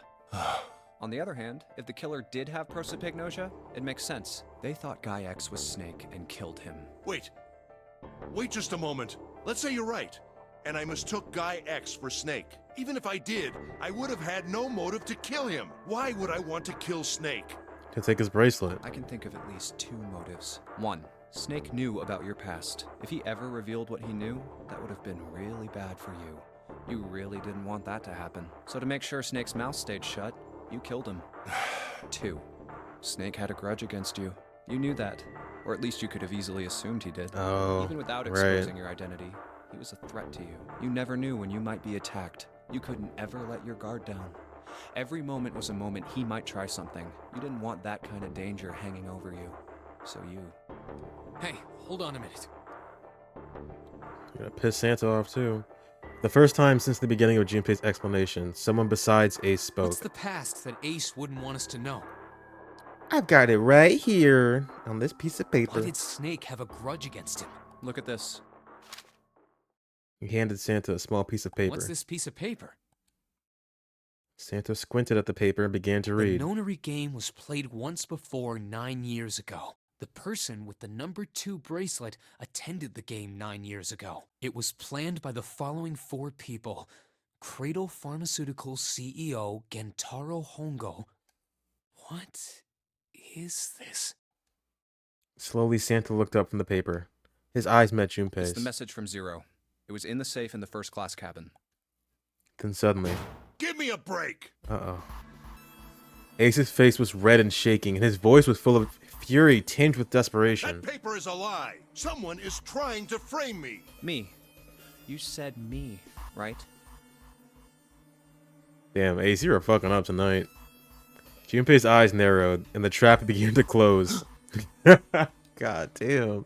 Ace inhaled sharply, and his eyes flicked off of Junpei to anything else. Wouldn't that mean you're admitting you're Hongo, the CEO of Cradle Pharmaceuticals? Or am I mistaken? It was as though a switch had been flipped. The color drained from Ace's face as he realized what he'd done. His eyes went wide. Very well. I admit that much. I am certainly the CEO of Cradle Pharmaceutical, Gentaro Hongo. So what if I am? I don't know anything about this nonary game that supposedly took place 9 years ago. Everything on that scrap of paper is bullshit. Someone is trying to set me up, you see? First of all... Ace stammered as he tried desperately to work himself into a more tenable position. Junpei, you're claiming I did this all by myself. Think that over, all right? How could I have killed Snake all by myself? Not Snake. It was Guy X. I don't care who it was. You said the killer put this other man into door 3, right? Yeah, maybe. Then I couldn't have possibly done that alone. I couldn't have opened door 3 with only myself and Guy X. Nope. You could have. Huh? Let me do it too. Wait. Huh? Ooh? What? Because you don't need to put your fucking hand on the thing. You could just braid the bracelet. And you have number 9. Ace's face was tight and his teeth were clenched. Junpei fixed him with a level stare. The trap was about to close. Actually, Ace, when you were unconscious, I took something from you. Remember when you were injected with that anesthetic and fell asleep in the big hospital room? Wait, what? Yeah, back then, I took this. Junpei put his hand into his pocket. No. You couldn't have. Ace's right hand moved. Junpei smiled. I got you, Ace. Your right hand there tells me all I needed to know. Bro. You want to tell me what you were so worried about? What's in your pocket? It's the number 9 bracelet, isn't it? Oh my god. Ace, Guy X, and the 9th man's bracelet. That was all you needed to open door 3. 1 plus 2 plus 9 plus 12. 1 plus 2. 3! That's how you killed Guy X all by yourself, Ace. All you needed was the number 9 bracelet in your chest pocket. But it wasn't Snake though. Ace lowered his hand from where it had stopped halfway to his pocket. He looked down at the floor, his face hidden from Junpei. All he could see was the corner of Ace's mouth, twitching like a dying fish. If you want to play innocent, that's fine by me. Go ahead, tell me. I don't have the bracelet, if that's what you want to do. But if you could take off your coat and hand it to me, I'd really appreciate it. Otherwise, we'll have to take it from you by force. Right, Seven? Yeah, it'd be my pleasure. 7 cracked his knuckles with a sound like gunfire.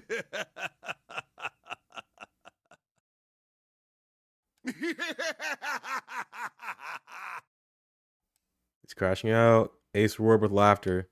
He threw his arms wide and his head back and laughed, filling the room with a sound that scarcely belonged there.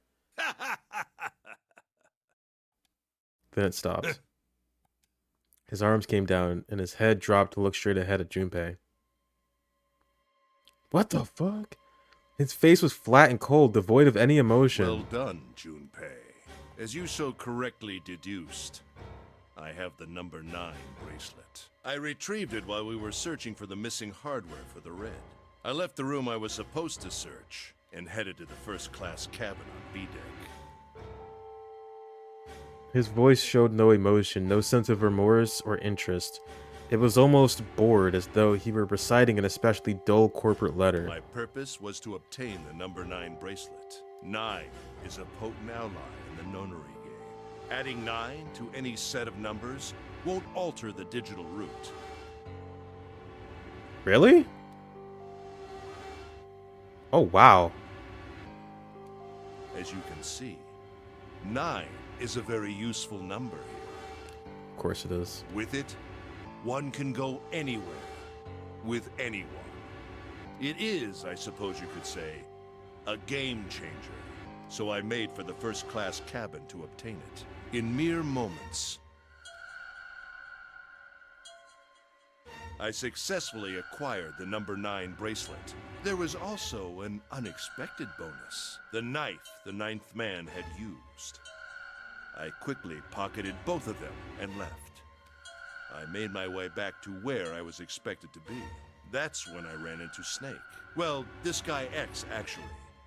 I spotted him ahead of me, He was heading for the large hospital room and hadn't noticed me. The man wearing Snake's clothes arrived at door 3. When he stopped, I walked up behind him and called out, "Snake." He turned around. He said nothing. His mouth simply hung half open. He seemed dazed somehow, almost like a man half asleep. Perhaps he had been drugged. It wasn't important. What? I tend to gloss over little things like that. I was certain that man was Snake. I knew Snake had taken part in the nonary game 9 years ago. Being blind, it made sense that he didn't recognize me immediately upon our first meeting. But why then hadn't Snake said anything to me later? Surely he hadn't forgotten what had happened to him in the nonary game. But not once did he attempt to confront me. Did his lack of sight prevent him from fully recognizing who I was? Or perhaps Snake had conspired with Zero to deceive me? Regardless, he was a threat, and it was better to deal with him sooner rather than later.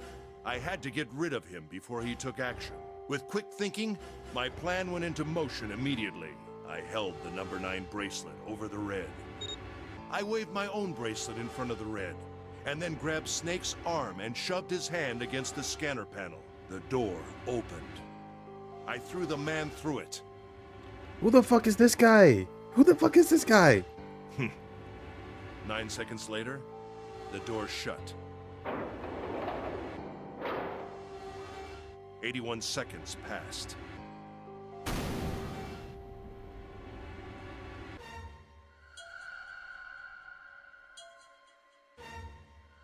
After that, I returned to my post as though nothing had happened. Guy X, I know what's going After on. conducting my own search, I returned to the large hospital room when the 1 a.m. bell rang.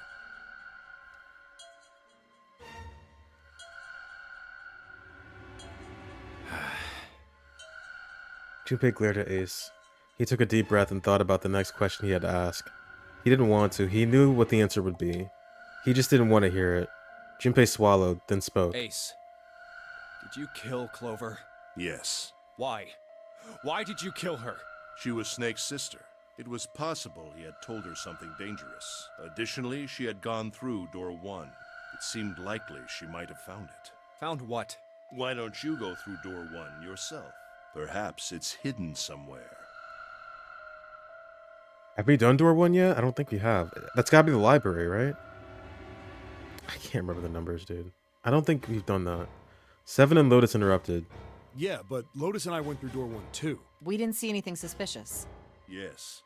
I thought as much after I heard your report at the central stairs. I doubt the 2 of you could find it. Huh? But perhaps Clover was different. Perhaps she had found it. I was, therefore, desperate to find her. And at last I did, in the first-class cabin. I spoke very calmly. Did you see it? See what? Don't act as if you don't understand. You were in the captain's Oh, quarters. okay. Uh-huh. Oh, the body, What the are body. you talking about? Very well. By the way, what are you doing here, Clover? What? Nothing. There's blood on your shoes. It looks fresh. Did you go take a look at the 9th man's corpse? I see. Your silence suggests that you noticed. You saw something, didn't you? You saw that his bracelet was gone. No! Clover ran. She made for the exit, but Ace stood in her way. You aren't going anywhere. He caught her by the collar as she passed and threw her to the floor, hard. You're staying here. No! She leapt back up and darted past him into the hallway. Ace followed at a run. Don't you run, little girl. He was faster. Damn.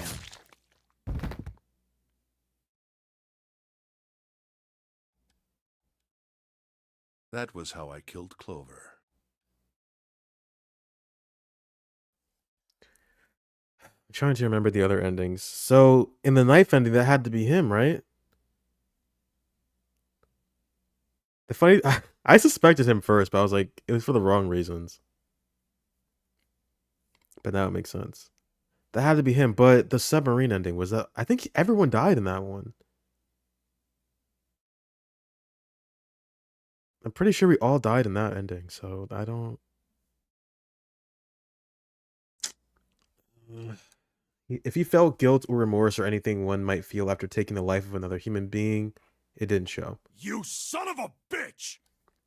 Seven's whole body trembled with rage. Did Ace mention Guy X Snake speaking out loud to him at any point? Oh, God. I don't remember. I don't remember. I just thought Ace would benefit the most from having Lotus's bracelet so he can get through the number 9 door, but I was like, oh wait, you need 3 people to do that anyway. That was my logic, and I was wrong for that, but it ended up being him. And he also had the number 9 bracelet, so he would use that, Lotus's, and the 9 bracelet to get through. That's what he did. The knife ending was him. But I don't remember if he mentioned Snake or Guy X. Santa's eyes were bloodthirsty, and Lotus and June's faces were distorted by anger and hatred. Ace looked at them and smiled. It was a cold, cruel thing with no humor in it. He shook his head and sighed. I admit it. I've lost. I have lost. Completely and utterly. Don't misunderstand, Junpei. I didn't lose to you. I lost to Zero. Not you. What if I'm Zero? What if Junpei's Zero? Imagine. I'm rather disgusted with myself for falling into such a simple trap. I looked the fool. And it was a trap. Make no mistake. I was trapped and manipulated by Zero. The man I killed in the shower room? If he wasn't Snake, then I have no idea who he was. But he was wearing Snake's clothes. And that was no coincidence. He had also been injected with something that reduced his cognition and prevented him from identifying himself or resisting me. What? And we can't forget the components that were removed from the red before we arrived. I have no doubt that Zero planned all of this. Yeah, fuck Zero. Zero made sure I would kill that man. It follows, of course, that Zero knew everything I would do. That I would try to take the number 9 bracelet. That I would try to kill Snake. Everything. Suddenly, Junpei remembered the paper he'd found in the safe. He remembered the last words Zero had written on it. I must punish them for the innocent lies they sacrificed. It sounds like he just kind of stood there with his mouth open like a zombie and didn't respond to any of Ace. Yeah, I don't know what that was about. I have no idea. Did he just take some random dude off the street, put Snake's clothes on him, and it was like, hey, go over here? Like, what the fuck?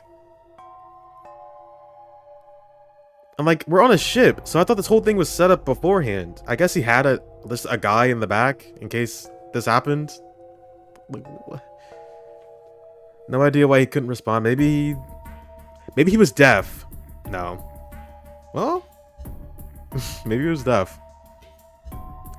Maybe he was deaf. Maybe he was blind. Maybe he was like. Maybe it was Helen Keller. Maybe they brought Helen Keller into the game. This is the only warning they will receive. That innocent souls might be saved. I now state the truth. Zero. And he remembered other words. Words he'd heard from Clover. I think Zero is one of us. Huh? One by one, Junpei looked at the... Yeah. Ace. Santa. June. Seven. Lotus. Zero is one of us. No. Wait. There's one more person.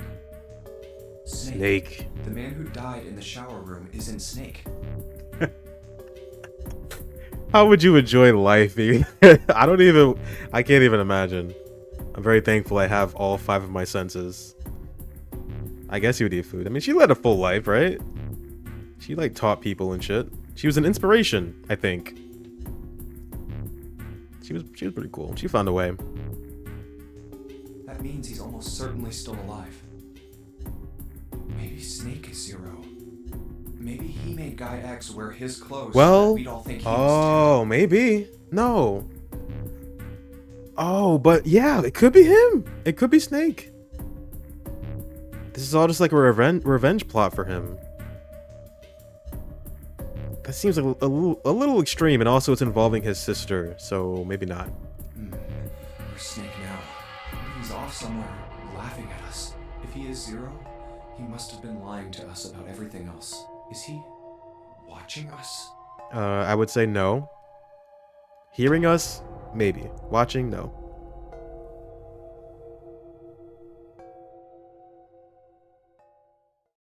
Well, I believe I've finished with my confession. Why don't we get moving? He sounded as if he just finished doing nothing more exciting than describing the weather.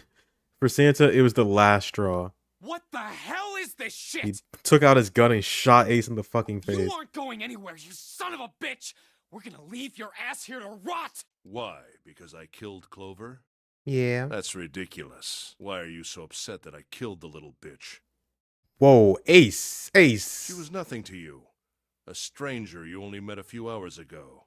Am I wrong? You bastard! Stefan roared and lifted a fist that would likely have shattered Ace's jaw. But someone else was faster. It was Lotus. She stepped toward Ace, raised a fist of her own, and slapped the fuck out of him. What? Principal Kobayakawa. And drove it straight into his nose. Blindsiding me with a punch. Huh? Oh, is that his? You've got some fire, don't you? Oh my god, that is him, isn't it? Oh my god, dude. What a downgrade of a role. Going from this badass killer CEO Walmart guy to a principal that gets killed halfway through the game and kind of did nothing. I confess, I rather like a tough woman. Ace, you need to chill out, dude. It's chill. He sniffed and wiped a small trickle of blood from his nose with a raised eyebrow. Well, maybe you'd like another one then. Before that, let me give you one of my own. Do not hit her. Lotus scarcely had time to blink. Ace snaked his arms around her and pulled Lotus's back up against him. In the same motion, he reached into his coat pocket. Oh my god. It was a gun. Another one? Does everybody have one? Where's my gun at? You gotta be kidding me. The revolver. Almost lazily, he tilted it to point at Lotus's head. If any of you so much as blink, I won't hesitate to pull this trigger. I've already killed 3 people. Don't think I'm not ready to make it 4. 3 people? What do you mean? Very well. Let me take this opportunity to illuminate you. The captain? The person who killed the 9th man Oh. was me. No, I don't get that. What do you mean? Although I suppose to be more accurate, I encouraged him to get himself killed. While we were examining the main staircase, he came to me and told me his name. I recognized it at once, so I gave him a little push. Just a little white lie. What? It seems the settings for the dead were altered. Now it only requires a single person to deactivate the detonator in the bracelet. Investigate what's beyond door 5. We'll meet again later. And with that, Okay. Have a good one, guys. Who the fuck is this guy? Who is he to him? I'm going off ahead now. Well then. Why is it stopping? God damn it! You lied! Open the door, please! I'm begging you! Help me! Please get me out of here! Get me out of here! He should have said Ace's name. He should have just said it right then and there. Instead of saying he lied. Oh my god! There's no time left! Of course, that would ruin the story, but if he was trying to get back at him. Listen! I was lied to! Yeah, he lied to me! He put me in here! It was him! He killed me! It was him. It was him! Wow.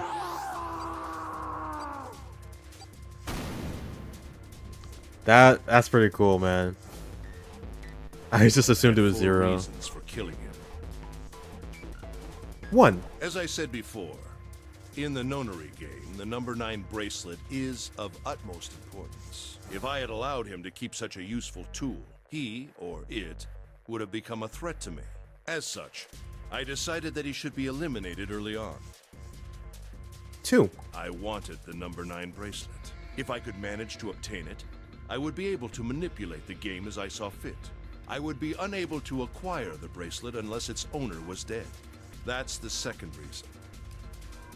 3. Even setting aside his number, he would have been nothing but trouble for me. He was aware of my past. He knew what happened here 9 years ago. It was important that I eliminate him before he was able to disseminate this information. 4. Lastly, I wished to conduct a simple test. A test to see if this nonary game was serious or a poor attempt at a joke. I needed to be quite sure. As such, I encouraged him to act against the rules so that I might observe the outcome. Junpei glared at him. I don't get your third motive. What the hell happened 9 years ago? Didn't I say? The nonary game was played. I planned it out, and I conducted its execution. Why? What on earth was it supposed to do? We were supposed to give kids telepathy. Nun-tooth tree. That's how Iva counts. I don't really think I have any obligation to Nun-tooth tell tree. you that. We were trying to make kids move shit with their minds. We were trying to recreate Stranger Things. Like, what is going? Why did he do this? Actually, Ace smirked. He was trying to provoke them. It was working. Although Ace had paid very little attention to Lotus after catching her, the gun had never wavered from her temple. She looked quite pale, and when she spoke, her voice shook. Hey, what's with this gun? Where did he get this? Why don't you tell her, Santa? Santa ground his teeth and glared at The Ace. other side of door 6, we found the gun in the coffin in the cargo room, right? Oh. Bastard must have grabbed it when we weren't looking. Indeed, I did. That was a pretty serious mistake, you know. Just saying you intended to leave it behind. Dude, Ace laughed a short, derisive snort, and gave Junpei a sickeningly pitying look. Well, there isn't much time left. I'll be off then. Mickey Muscle, Well, where are you going? get the fuck out of Do I here. really need to explain? I had assumed it would be obvious. I have the number 9 bracelet, and now I have Lotus. 9 plus 8 plus 1 equals 18. 9 plus 8 equals 9. Wasn't there a door with a 9 on it in the room that looked like a church? Oh, yeah. That's where you're going, isn't it? And how do you know that? Santa told me about it while we were looking for Clover. I see. Well, you are correct. That is my destination. But now I must say goodbye to all of you. It's so Wait, you're right, dude. The 9 bracelet, a gun, 0. He doesn't. He's like, it must not be important. I didn't realize the 9 bracelet was that powerful, dude. You can make any 0 bracelet probably gets the same. Yeah, same advantages as 9. You just don't change the digital root. So you only need like one other number. Oh my god. And please, don't forget my warning. Move and I'll pull the trigger. I don't need her alive to open the door, you know. As he spoke, Ace began backing toward the door, practically dragging Lotus behind him. Shit! He's getting away! We can't risk it. Move, but Junpei, Santa, June, and Seven stood frozen. Ace had the face of a man gone mad. They had no doubt he would pull the trigger. But hold on a second, Ace. That's not Lotus. Huh? What do you mean? Me and Lotus switched clothes. That's actually Junpei. Egads. You got me. Ace had reached the exit. Now, Lotus, open the door for me if you would. Junpei, your breast.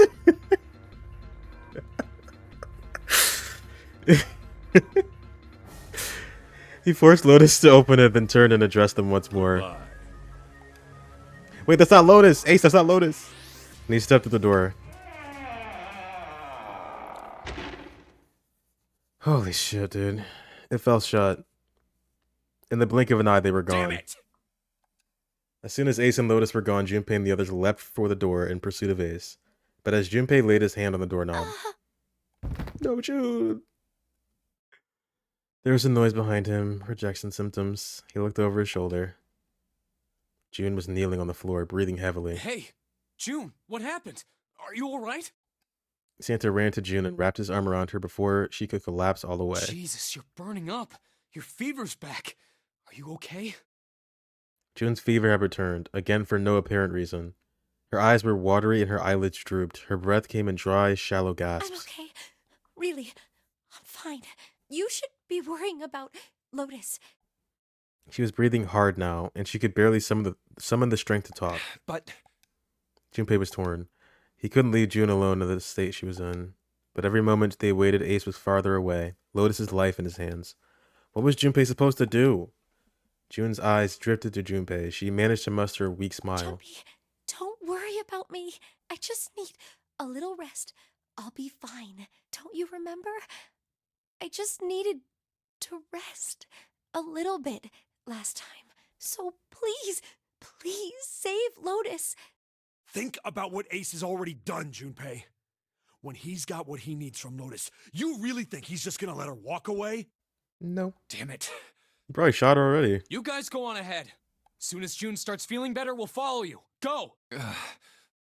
Junpei looked at June. Huh. She nodded once. She couldn't manage much more. Also, I think this is clear June of all suspicion at this point. I really did have her pegged as like a conspirer or something. But she really is just like, she's chill. She didn't do anything. But it was all the confirmation Junpei needed. His resolve was set. all right, come on, Seven. We're going after Ace. Hell yeah! Santa, you take good care of June. I'm trusting you. Got it. Santa nodded. Junpei turned before he had a chance to change his mind and started running toward the door. He could hear Seven's heavy footsteps behind Let's him. go. Where the fuck is Snake at, bro? Junpei and Seven exploded into the hallway, their feet pounding the metal floor as they ran. I still have no idea what the passcode could even be for the coffin. We still need some answers here.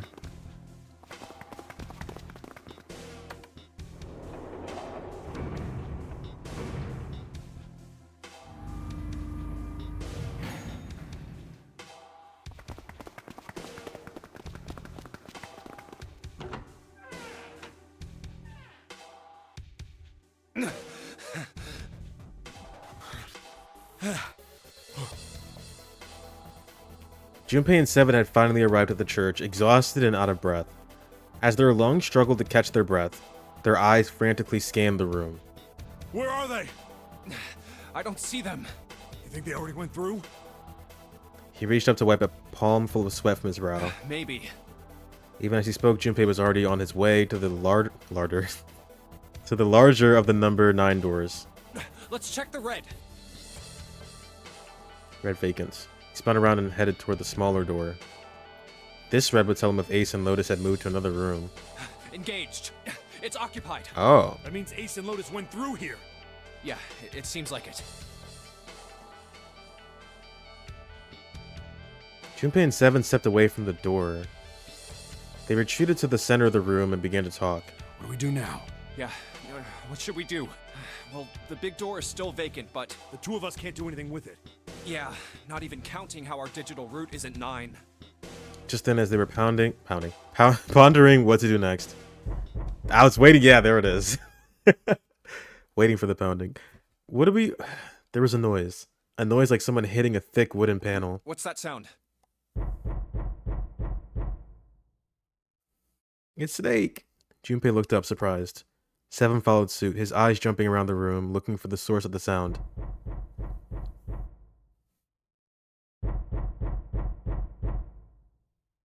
It's coming from over there. It wasn't long before they found the altar. Or more precisely, what was on it. The coffin. Yeah. Let's open it. How? Yeah, how? By force! I don't No, think that's gonna happen. It's not gonna work. Well, you never know till you try, right? I already tried it. The only necessity for success is the willingness to suffer 1,000 failures. Okay. Who said that? I forget. This is at the time. Anyway, we've got to try. Junpei and Seven leapt at the Wait. Oh, I was like, isn't Santa here? No, he stayed with June. They grabbed hold of what purchase they could find and pulled.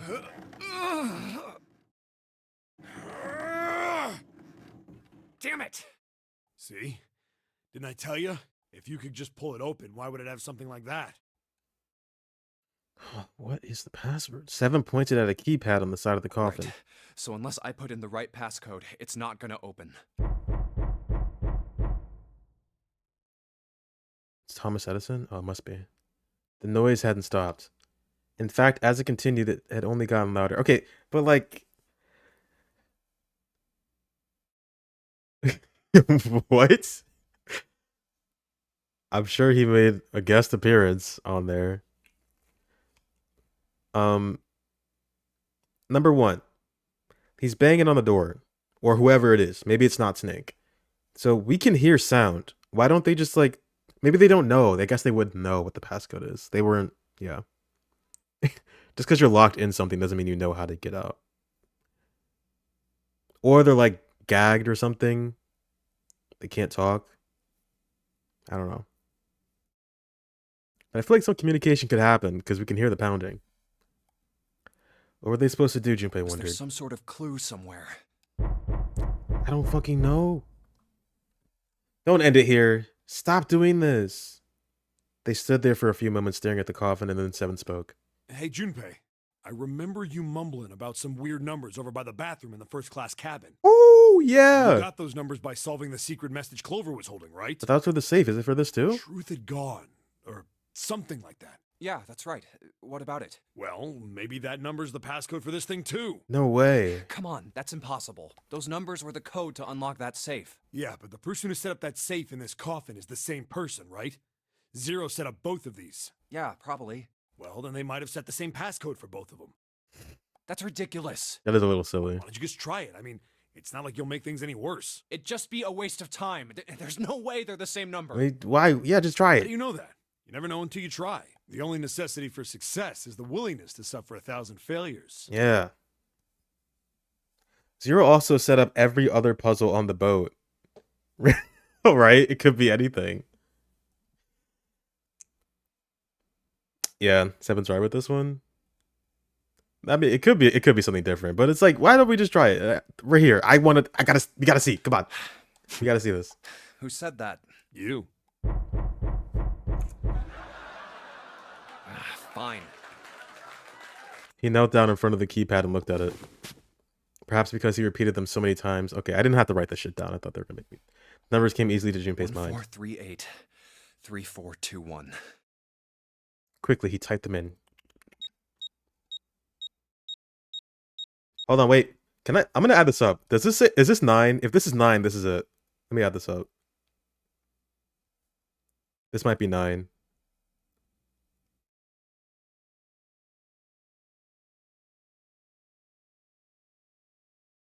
No, it's 8. Did I miss a number? The digital root is 8 for that. Maybe it's not it then. He checked that he'd entered the right numbers, took a deep breath, and pressed the E button. It only took a moment. What? You gotta be kidding me. Oh my god. Open it! With a heavy clunk, the lid of the coffin slid off onto the floor. Someone sat up from inside. Dude. Snake! You? Why? It's Snake. It's fucking Snake! Oh shit. Ah, those voices.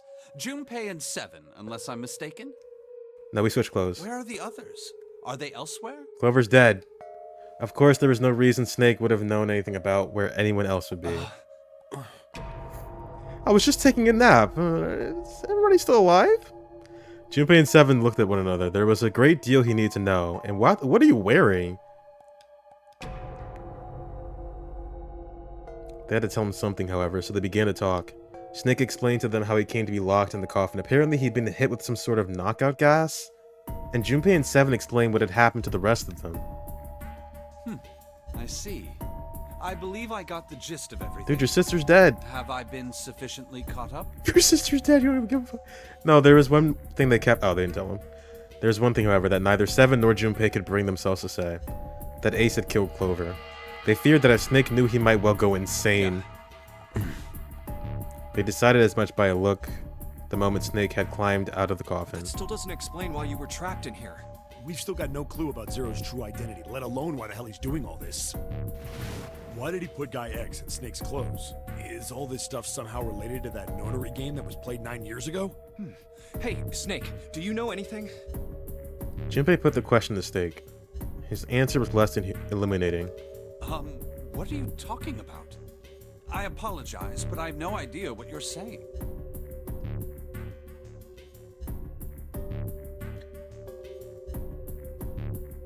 What? It seemed as though Snake was perhaps not being entirely honest, but that knowledge did Junpei and Seven little Oh, good. come on, just tell us if you know. I don't know what to tell you. How can I know something I don't? No matter how many times they asked, he insisted that he knew nothing. It was becoming clear that Snake wouldn't give in, and every second they spent asking him was a second wasted. Bad. We're running out of time. We need to go after Ace. However, they stood in silence, the overpowering atmosphere of the chapel almost stifling. Wait, what doesn't he understand? The nonary game? Wait, what?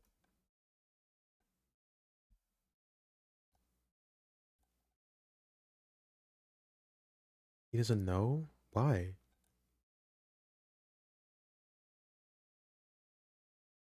Is he fucking with us? What do we do now? He glanced over at Snake's wrist. Sure enough, he could see the 2 on the bracelet on Snake's wrist. The three of us can't make a digital route of 9. Yeah, we just get 5. We're stuck here then. Oh. Hey, I just remembered something. Sorry, Mary Golding 2. You've been banned automatically. They already got you. Seven began patting his pockets as if he were checking to see if any of them held anything. What? What is it? Yep. All I saw was, hey, Discord, and then it was just gone. I found something earlier. What did you find? This. He finally found the pocket he wanted, and his hand dove into it. Seven pulled out something round and metal.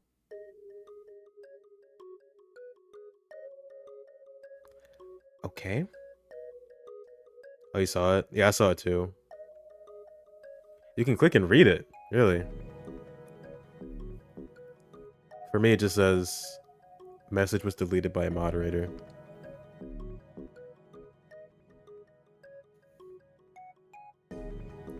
Yeah, don't. Don't. You don't need to, don't worry. Something about Discord. I'm good.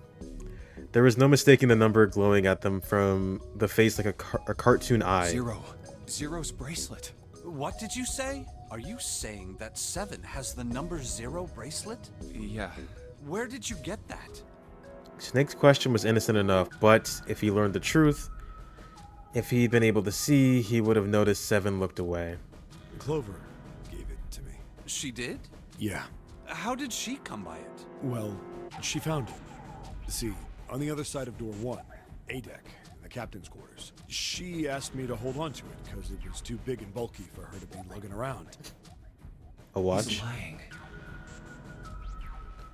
Junpei could tell right away that Seven wasn't telling the He truth. even told us earlier. I haven't actually looked at it yet. Didn't want to disturb the crime scene, you know? Basic stuff. Well, I did borrow one thing. You probably said that so Snake doesn't find out about Clover. Yeah, we know. All right, Junpei. Been nice knowing you. Wait, what? Oh. Come on, man. I'm just kidding. Still, just in case, I want to make sure the 0 bracelet gets picked up by the red. Snake, give me a hand, all right? Without waiting for a response, he started walking toward the door. Junpei and Snake followed him quietly. Before long, they found themselves in front of the larger of the 2 doors. Seven and Snake put their palms on the red. Once they'd done that, Seven put the number 0 bracelet on the scanner panel as well. The third asterisk appeared on the screen. 7 plus... yeah, okay. Now they just needed to pull the lever and the door would open. Huh? Error? Why isn't it opening? Well, the third asterisk lit up, so it must have registered the 0 bracelet. Maybe it isn't actually 0. What? Huh? What? That bracelet may not actually produce the number 0 when scanned. Is it 10? That is what I'm saying. What? What do you mean? Why don't we try a few different combinations? Perhaps we can determine what number that bracelet actually contains. Oh, got it. Following combination.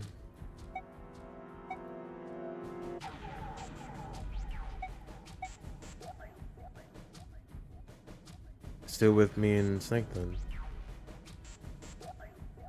Right? Or all three of us?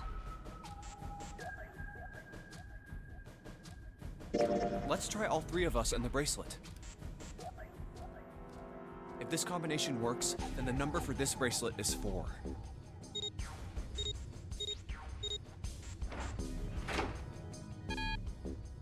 It didn't open.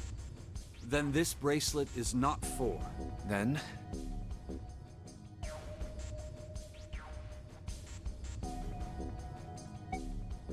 let's try me, 7, and the bracelet. If this combination works, then the number for this bracelet is 6.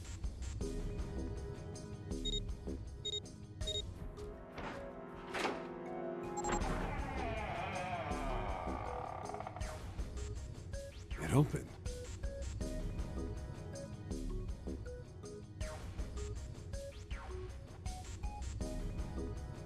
Yes, so it would seem.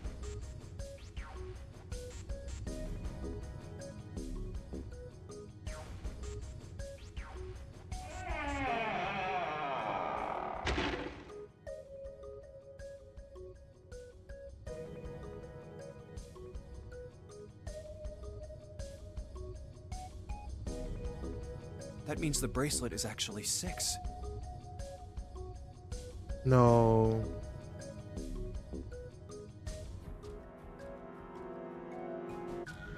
But how is that possible? What? The display on the bracelet clearly shows a 0.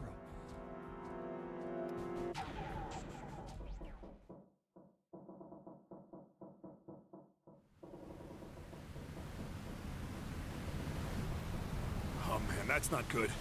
I guess our time's just about up, huh?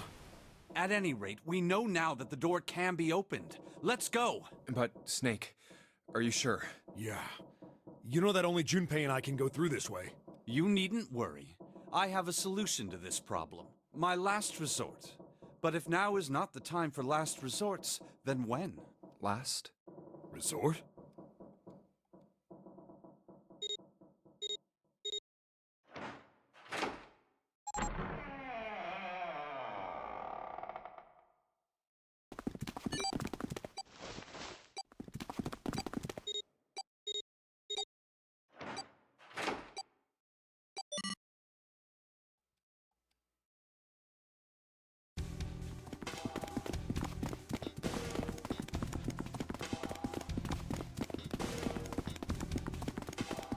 Gotta admit, you really surprised me there, kid.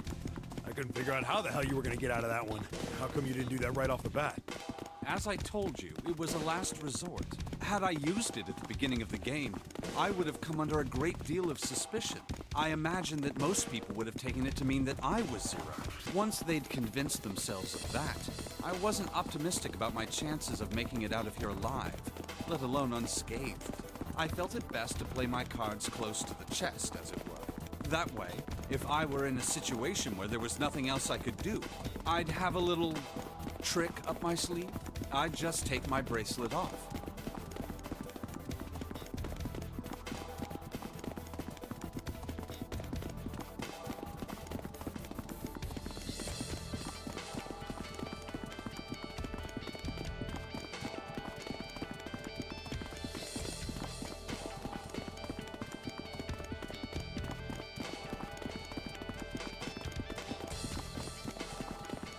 His left hand is prosthetic, dude. My brother's left arm is... Oh my god, dude. It's not like a normal person's arm. It's fake. It's not a real arm. I know this is kind of a weird thing to say, but I'm glad that's a fake arm. You don't have to be afraid of the door if you don't got a bracelet. You are correct. How did Zero not... Whatever. Would Zero not have known that?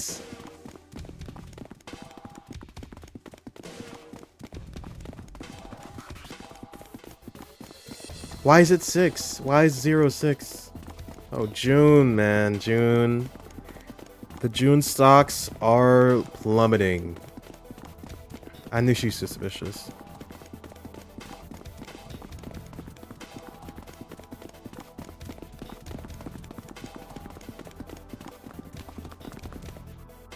I think these stairs connect to the bottom deck. Doesn't look like it's underwater.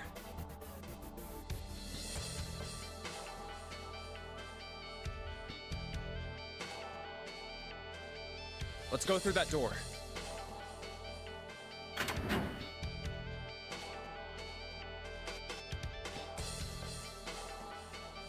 Incinerator? Incinerator? Don't copy me. Oh my. That doesn't sound very pleasant. Do you see a lever near the gate, perhaps? Yeah, right over here. How did you know that? Well, I'd be happy to regale you with the story. I imagine it should only take half a day or so.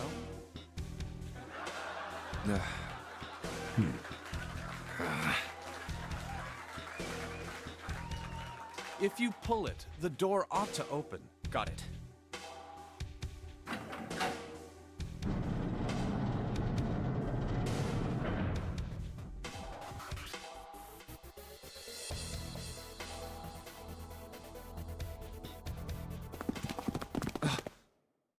Sorry, I can't read this. I'm too into this right now.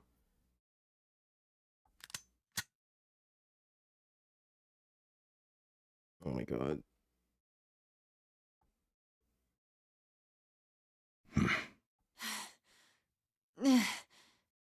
So they both lead here. Both the doors lead here.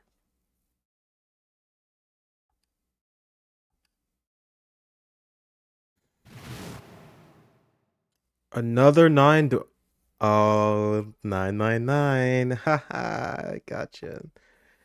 3 number 9 doors. What? Why? Why is there another one? The door stopped Junpei in his tracks. It simply shouldn't have been there. As his brain finally began to consider why, the whine of a warning klaxon filled the air. It's quite the word, drowning out any thought. Warning. Warning. Emergency incineration command has been acknowledged. I'm sorry? Automatic incineration will take place in That sounds bad. 9 minutes. Of course. Please evacuate the incinerator immediately. Oh, I know what klaxon is from Half-Life. Oh my, how exciting. We'll have to watch that in a second. You've run quite a show here, Zero. A terrifying smile twisted Ace's face. What's the matter? Too frightened to understand? Here, let me explain. It's said that the incineration system is about to activate. In 9 minutes, this room will be engulfed in flame. Who are you? What? You don't recognize me? I'm hurt. It's me, Snake. Snake? Oh, yes. You are alive. I'm afraid your bizarre style had me confused. I'm quite glad to see that you're alive. No, you're not. It's me. I'm Guy X. It's me, Zero. Snake ground his If you teeth. don't mind my asking, how did you get here? This is crazy, dude. Snake, Junpei, 7. The 3 of you couldn't have opened a door with a 9. Did you use Clover's bracelet, perhaps? What? Oh, true. Work could also work. Ah, well, your reaction Wait. suggests that you did not. Hold on. Why did you think we'd have Clover's bracelet? Oh, they haven't told you? Oh, Told me what? she dead. Clearly not. Normally, I would take some time and enjoy the moment. But I'm afraid my time is at a premium just now. I'll have to make this quick. Clover. Don't do it, Ace! Keep your goddamn mouth shut! Clover. I said stop it! Clover. Don't listen to him, Snake. She's dead, man. Come on. Junpei could feel his voice going hoarse, but Snake didn't listen to him. What happened to Clover? I think you can tell, considering we're trying to stop him from saying it. The corner of his mouth curled into the hook of a cruel smile. Clover died. The color left Snake's face. He shook his head weakly. No, that's not true. That's impossible. It's a lie. It has to be a lie. Oh, it's quite true. I can assure you of that. I killed her myself, you see. What? I'm sorry, did I stutter? I killed her. Snake's face twisted into a mask of rage, molted red rising to Dada's pale skin. His entire body shook. He looked to Junpei disturbingly like a demon. I would have rather she died with less suffering. A bullet in her brain, perhaps, would have been ideal. Unfortunately, that would have made quite a bit of noise. Circumstances being what they were, I was forced to settle for the knife. The one the ninth man had, you remember. I believe I caught her just below the shoulder blade. I was rather lucky, in fact. My first thrust went right between her ribs. Her flesh was so soft. My knife slid in so easily. There was no resistance. This dude is psychotic, man. I did not expect this from Ace at all. That feeling was... Oh my I god. confess, I feel rather excited. It is a powerful memory. Someday, perhaps, I hope I can feel it again. What the fuck? Incineration will begin in 7 minutes. I'm going to kill you. Snake's words were a guttural growl, barely audible. What was that? I'll kill you. I'll kill you. Ah, so you're going to kill me. Please do. Come now. I'm waiting. Don't do it! Don't listen to him, Snake! Stop it, kid. He's screwing with your head. Is there a problem? What are you waiting for, boy? Don't you want me to send you to join your sister? Don't! The Snake! Don't do it! But Snake could no longer hear them. Snake could no longer hear anything.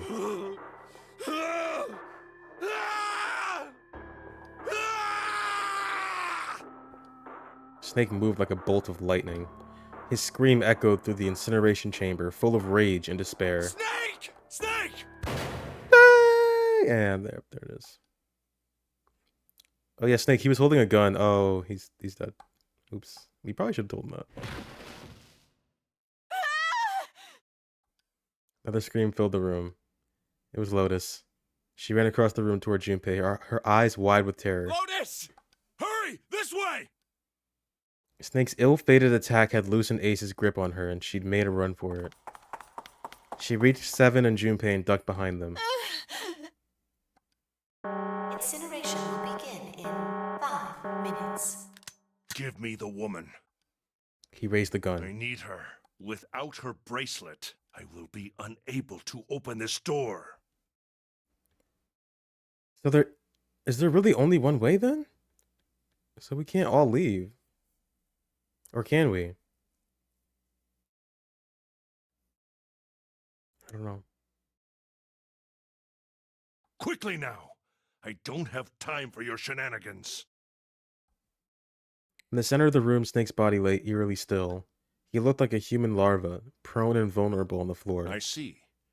Then it would seem I have no choice. The rest of you must die as well. Fortunately, I have 5 bullets left. 1 for Junpei, another for Lotus, and the last 3 for that lump of idiotic man you call Seven. I will take Lotus's body with me and leave this room.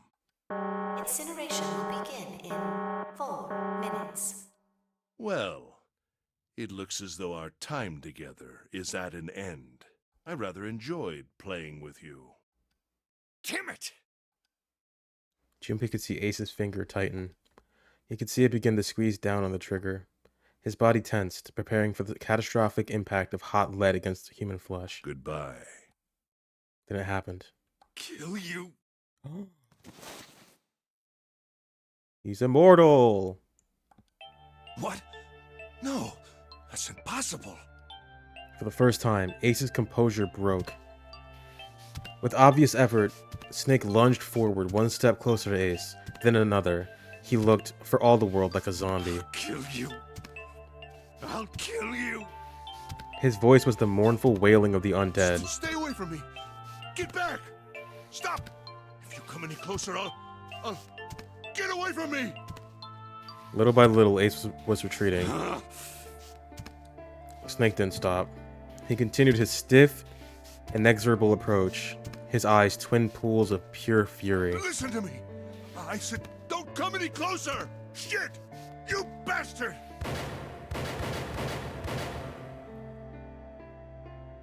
Ace's revolver leapt 5 times. 5 times. The air in the incinerator was... Oh my god. Something popped up. Maybe it'll go away. Hold on. Wait. Wait. This is not the time. Please go away. Fuck, hold on. Okay, there we go. He shot him. Snake's body twitched as 5 clouds of blood and torn flesh leapt into the air across his body. A fine pink mist drifted from his body and disappeared. Junpei didn't have time to ponder what that meant before. And then his strength was gone. His legs crumbled and his broken and battered body slid to the floor. Incineration will begin in 3 minutes. Finally, you're... But Snake wasn't done. I'll kill you. Even as the pool of blood beneath him grew, he began to move. He half crawled, half slid toward Ace. One bloody arm wrapped itself around Ace's leg. You won't get away. And the other gripped his thigh with strength that should have been long gone. You son of a bitch! You're a monster! Get off me! Let me go, damn you! He kicked at Snake with his free leg, driving his foot into Snake's face, his arm, his shoulder. It made no difference. Snake refused to release him. Once a snake has ensnared its prey, rarely does it release it. This is it, Ace. How did he take all those bullets to the chest? We're going to burn to death together. What? Incineration will begin in 2 minutes. Yeah, damn it! Damn you! Get off! Let me go, you monster! Okay, look. Think about it this way. My company owns a wonderful hospital. It has excellent doctors. She's dead. You're not wounded too seriously. Oh. I'm sure they can fix you up easily. He doesn't give a fuck. You don't have to die. You could be saved. Just let me go. Pathetic. Begging for your life. Then Seven and Lotus began to speak. Junpei could hear tears in their voices, and their words were strained. Snake, that's enough! You can stop now! Yes! He's right, Snake. You've done enough! He's dead. Come on, Snake, let's go! Let's get out of here! You have to come with us. We have to leave together. It's not happening. Snake turned toward them. He coughed, and blood splattered across the floor. Then he smiled a sad sort of I smile. apologize, but I'm afraid I can't do that. You'd best forget about me. You need to leave soon. I'm going to take him with me. Shut up! Be quiet! I couldn't save Clover. My sister died because of me. Perhaps this will begin to atone for that. Perhaps in the afterlife, she can forgive me. Now go. Go now. You have to go. Incineration will begin in 1 minute. God damn it! Shit! We're out of time! We gotta go! Seven ran toward the exit. Lotus followed him. But Junpei, fucking move. Junpei, do not do this. There were white lines down Snake's cheeks where his tears had washed the blood away. He was broken, body and soul, and Junpei felt as though half of his own heart had been torn out. His eyes stung, and he tried desperately to swallow to clear the lump in his throat. Junpei, what are you doing? You have to get out of here now! Junpei's chest tightened, pulled taut by anger, misery, and a cold feeling of emptiness. Pure emotion surged through his heart. Alongside the torrent of blood, He could feel it building, a tremendous wave growing taller and taller and taller, and then it broke, crashing down with thunderous force onto his shaken, unprepared mind. Snake! Snake! Junpei's rational mind was gone. He was driven by instinct now, and he launched himself across the floor at Snake and Ace? Or he tried to. What? Thank you. Don't be an idiot, Junpei! Seriously, let's go. He felt a hand grab him from behind. It was Seven. Before he had time to react, the larger man had pinned Junpei's arms to his sides and was hauling him bodily back toward the door. No! No! I have to help Snake! It's over. Snake! Snake! Get off of me! Let me go! Incineration will begin in 10 seconds.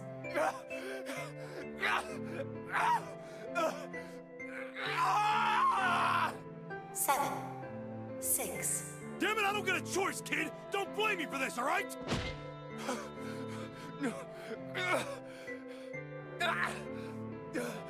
5, 4, 3, 2, 1, 0.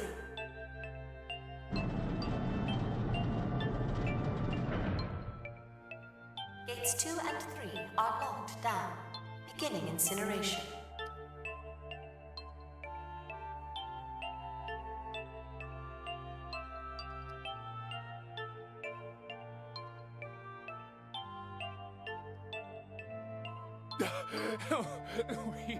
He's...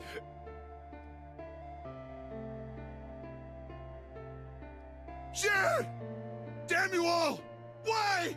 Why? Why me? I don't deserve this! Answer me! Answer me, Zero! Why? Why? Zero! Zero!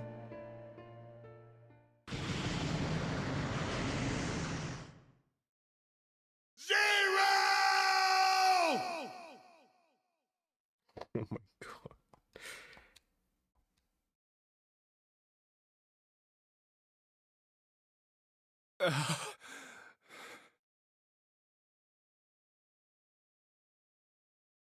He didn't know how much time had passed. He didn't know how long he stood there in front of the incinerator. He looked to the side. Lotus's face was ashen, and if not for the hand she'd put against the wall, Junpei didn't think she could have stood. Seven looked old and tired and used. His eyes stared at the floor, seeing nothing. Junpei said nothing. He simply began to walk toward the open door, the hallway they'd come down earlier. Hey, wait! Junpei! Junpei, where are you going? He blinked when their voices broke the silence. He stopped. You stay here. I'll go get Santa and June. You're gonna bring them here? How? Don't worry about that. Just stay here and wait, all right? He began to walk again. He looked over his shoulder and watched Seven and Lotus grow smaller and smaller. They stared back, not moving. He wasn't sure if they could. He turned around again. He knew where he was going. I saw an elevator on the way here. If I can get it to work, then maybe... Before long, Junpei found himself in front of the elevator. Next to the door was a button with a triangle on it. Please work. He pushed it and the door opened. Yes.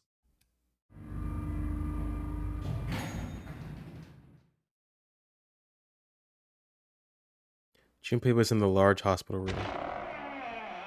June! Santa! He kept calling and walked to the center of the room.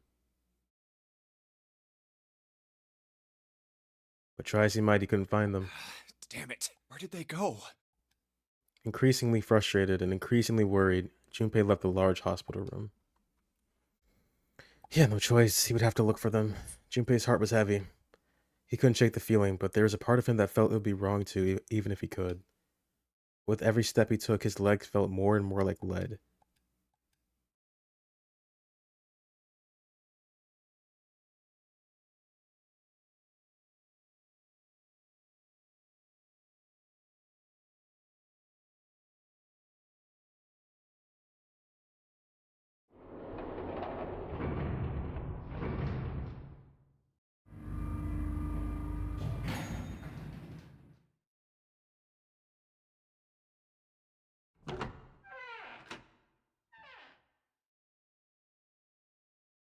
Sometime later, Junpei found himself at the chapel. He stepped inside, expecting to find nothing, but there on the red carpet in the center of the room, June. No, code names didn't matter. Oh my, she was Canny. Connie! Or Connie, whatever. Junpei cried her name and ran.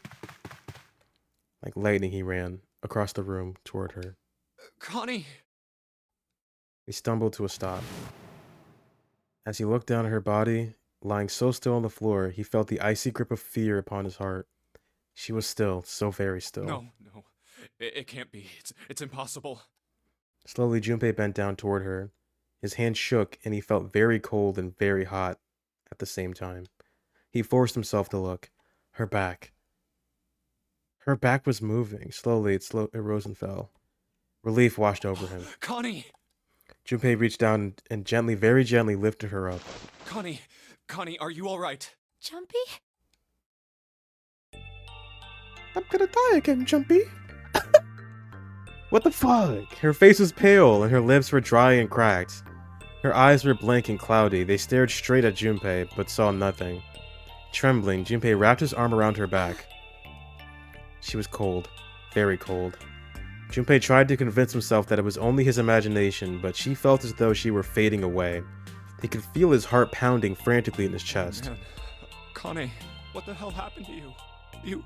You feel... Jumpy, I'm sorry. Her voice was very faint. I might not make it. No way. I am going to let you die. I am going to save you. I promise. Thank you, Jumpy. Thank you so much for everything. I was really happy to see you again, Jumpy. Really happy. Don't give me that I was crap. You're gonna see me again lots more times. You just gotta hang on. All right, Connie? It's the submarine ending all over Jumpy, again. did you know you meant a lot to me when we were kids? I've liked you for a long time, Junpei.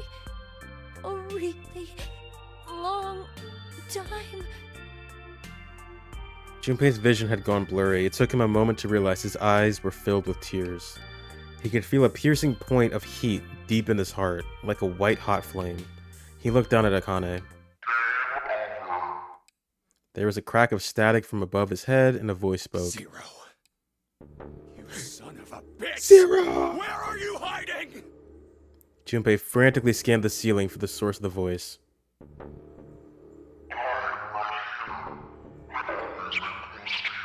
Huh? What the hell are you talking about?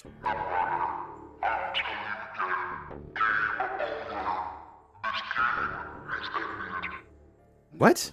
No, it hasn't. I'm not gonna let it end yet. I'm gonna get out of here with Connie.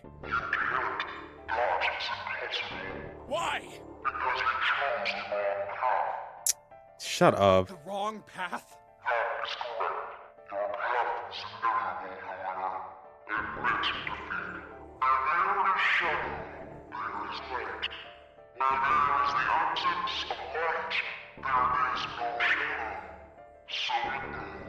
What are you talking about? I told you! I am not gonna lose!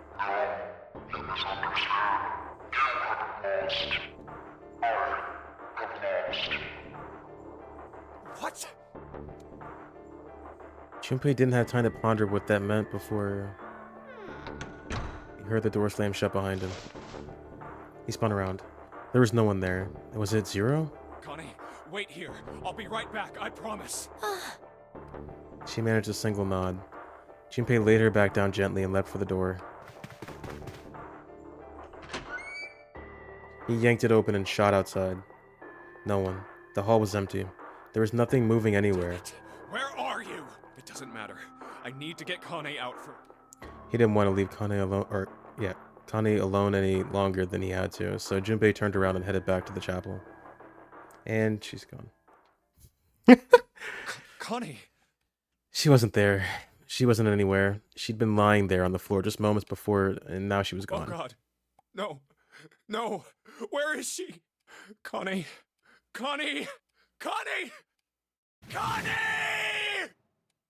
His cry split the heavens themselves. He screamed until his voice gave out. Then he screamed some more.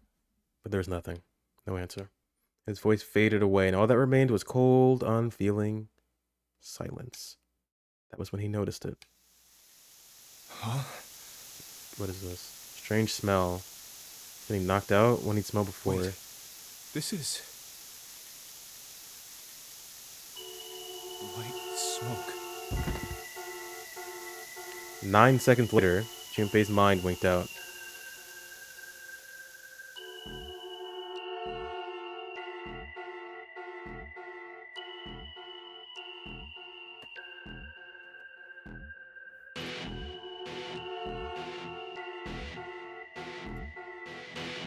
What the fuck?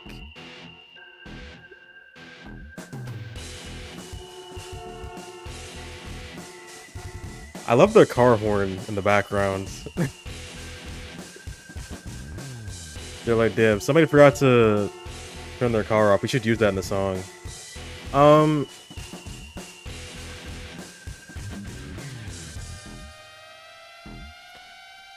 So this was good. This confirms quite a bit of things, right? I'm a little bit bummed we didn't get to the library because I thought we were going to get there tonight. I guess not. We have no idea what's going on with the mummy anymore. I guess that could be a red herring. I don't know. Ace was the CEO of the pharmaceutical company that started these Nonary games. That's a huge revelation. And he's apparently psychotic. And he has he can't see faces.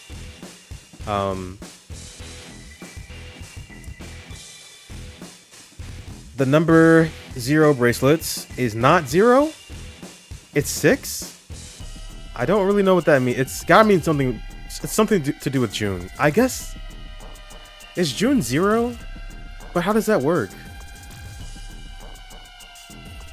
I don't understand how that even fucking works.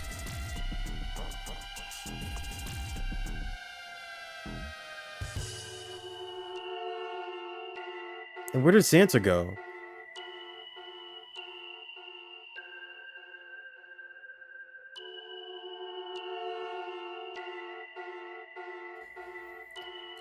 And also Zero said us losing the game isn't us losing, it's him losing or them losing.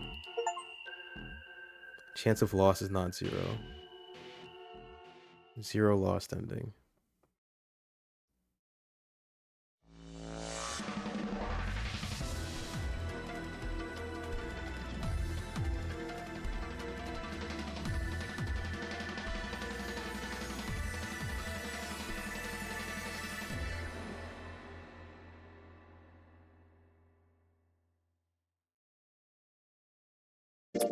Oh my god. What? Oh, a 6. I saw all previews in 999. Interesting.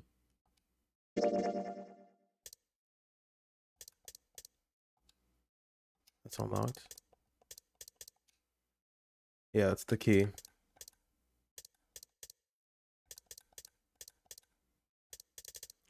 So we can do this. We can do this ending. But here's the issue. How long is it actually? How long is it actually? Because if it's like, I don't know. Do I want to do it now? I want to know. But I can wait. I can wait. I really did not expect Ace to like crash out like that. That was insane. That was really good. I think that might have been my favorite ending so far, if you even count that. I'm sure the true ending is like more satisfying. But that was really fun. Really like that. So I need to understand. That's what I was worried about, yeah. Cuz I don't want to like do this until it's like 6 in the morning, you know what I mean? I don't know if it would take that long. It's going to be as long as this, right? If not a little bit longer. That's what I'm worried about. But we have a mystery guy walking around. We got Guy X. Snake was in the coffin. But he didn't have a recollection of the previous Nonary. Is that what they were insinuating? That he didn't know about the previous Nonary game? Even though he was a participant in it? Why didn't he know? What the fuck was he wearing? Number 2. So I guess Zero did that on purpose. Dressed that guy up. Don't know where he got that guy from, but okay. What's up with the captain? Why is the captain dead? Who is he? Why did he have the Zero bracelet? I guess Zero planted that too. Maybe there's just a bunch of red herrings that don't fucking matter. I want to know about the mummy. I feel like that's related to Lotus, but maybe it isn't. Okay, so we have an idea of how they're all related now. Finally. 9 years ago, Nonary game.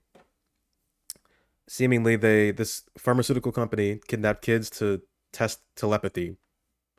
Why? I don't know, because they're fucking crazy. And Ace was the one who, I don't know if he proposed it. I don't know, like, what exactly. I guess he was in charge of it or something. So he started that. He started the previous Nonary game. Clover, Santa, I think, and Snake were a part of it, right? Seven was a cop that was looking into that case. Lotus had 2 kids that were also involved in it. Not too... oh, yeah, we still don't really know how June and Junpei are related, though, to it. All we know is that Zero killed a bunch of bunnies, I guess, or something. Like, the rabbits died they were looking after. Their childhood is clearly important, but they seem removed from it. So I'm going to be interested to see how it ties back into this 9 years ago thing. Potentially, June could be... Oh, and also the 9-man. I guess, was he also a participant at one point? No, because they were kids, weren't they? I don't know. How old is Snake? He looks like an old-ass man. I thought it was a bunch of kids that got kidnapped. Like, Clover, I understand, but Snake, he looks older. Yeah, what's up with the 9-man? Like, he couldn't be a part of the previous one. Am I just misunderstanding it? I could be. They'll probably just explain it to me. What else? So June could be 0 because the 0 bracelet is actually a 6. I'm not the... Which button is that? I'm not the nail man. June could be 0 because 0 is actually 6. But what does that mean? There can't be 2 6s, right? Because she got through the doors with us, and her number matched up. Unless I... But knowing this game, there definitely had to be, like, a clue I just wasn't paying attention to at the time. Her number must have matched up. She has a 6 bracelet. But 0 is also 6? The fuck? What does that mean? And also, I thought when Junpei was, like, messing with the bracelet, doing the right, left bullshit, when the numbers changed... that's clear. It was clearly for the code, number 1. I thought it meant that you could change the number at the time, but no, it was for the code. So I don't know, man. I don't know. So we're gonna get Snake out of there. Are we gonna let Ace escape too? Is he gonna get out too? Dude is kind of like insane. He's a little evil, I would say. There's just no way. Right, left, right, left, right, left. Seems kind of risky for a combo. Yeah, people could just like... That's a combination you do when you're just like fucking with things. Exactly. They probably didn't want to... Granted, when you hear that there's a bomb inside of you that's connected to this thing, you probably wouldn't want to touch it anyway. So that would definitely be a deterrent, I would say. But yeah, that's a pretty... That's like making the passcode 1234 or some shit. Okay, I'm gonna stop fucking around. I want to keep playing, but if it's long enough for its own stream, we're gonna have to finish it tomorrow. We're gonna finish it tomorrow. Do it. No. No. I do that too often with games. I gotta. This entire game, we've done really well with pacing ourselves. I'm gonna keep that trend going. We're gonna do it tomorrow. If I keep going till 6 a.m., it's just gonna... No. I kind of want to digest what just happened anyway. Do you even have to ask? I think you know what it is. I got 2 games lined up. 2 of them. I'm not gonna be here next week. So I'm gonna play No Sleep for Konami Date after the week after. And then after that game, we're gonna do Yakuza 0. And then after that, I'll figure it out. But those 2 games should easily tide me over for like at least a month, if not more. That's what I was scared of. Underestimate. This game it wasn't like super short. I came into it thinking, because everyone was like, "Oh, you're gonna get an ending tonight." I came into it thinking, "Oh, it'd be pretty quick," because looking at the flowchart, this isn't that big, right? It doesn't look that big, but we've already been here for like 4 streams, 5 streams, or whatever. And if this is like the true ending, it's got a lot, and I mean a lot of things that need answering. Because it still doesn't make sense. I can kind of maybe do a guesstimate as to what's going to happen. Like the morphogenetic fields it's a thing. The telepathy thing, it's real. It's a real thing. It's a real thing. It's going to somehow factor into this because we need to have information from the other route, right? From this red route to the white one. We got to transfer that information over. How are we going to do that? The fields, I guess. How that's going to happen? I don't know. Why us specifically? I don't know. Is Lotus a mummy? I don't know. Like, there's a lot of things I need to know. Who killed us here? Because Ace died here. I just remembered. Ace died in this one, didn't he?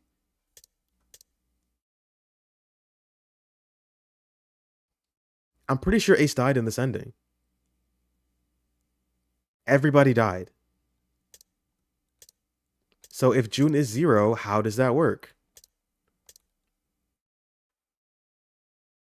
You know, there's a lot of stuff I don't understand still. So it's gonna be a lot in one ending. We'll save it for tomorrow. I decided. I don't know what time I'm gonna start. The earlier the better, right?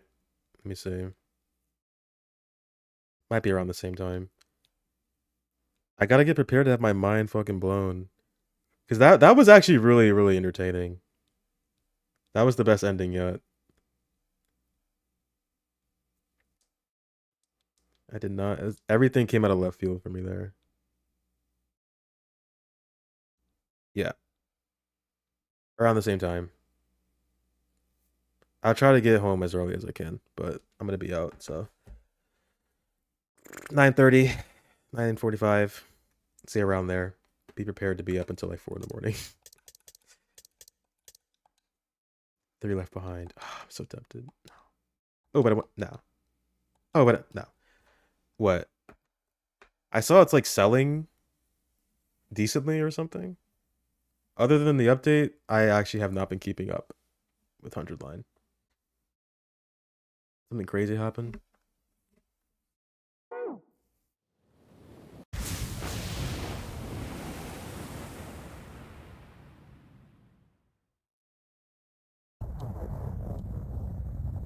It's so crazy. You just start from the beginning every time.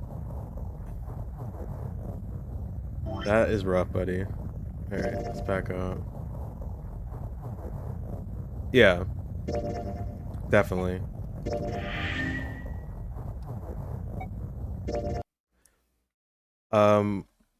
Recently we've played like a bunch of visual novels here.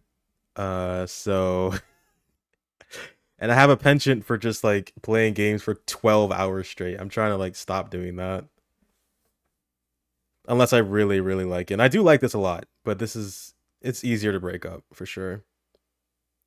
We've pretty much bought enough, so Tukio is no longer in danger of, hey, it's good. And he says something like, we're gonna develop. Your joke? What? We're gonna develop for 100 Line. Oh my god, 100 DLCs. This is gonna end up being the best game ever made over time because they're just gonna keep fucking with it. That's good though. That's really good. I'm glad. I was worried about that. So he sold enough. That's good. Alright, stop you. So we will be back with 100 Line next week. Don't some endings like end way too early for this game or for 100 for 100 line. Yeah. Yeah. This is no promise, but me and a friend, 2 friends actually, were thinking about like discussing all the endings in some kind of video. Potentially, it may or may not happen because there are a lot of them. And we've come to the conclusion not every ending was created equally. There are some that are just either just bad, straight up just bad, legit, just terrible, or they serve the purpose of enhancing a different route. But I agree, there are some endings that are just not satisfactory and felt like an afterthought.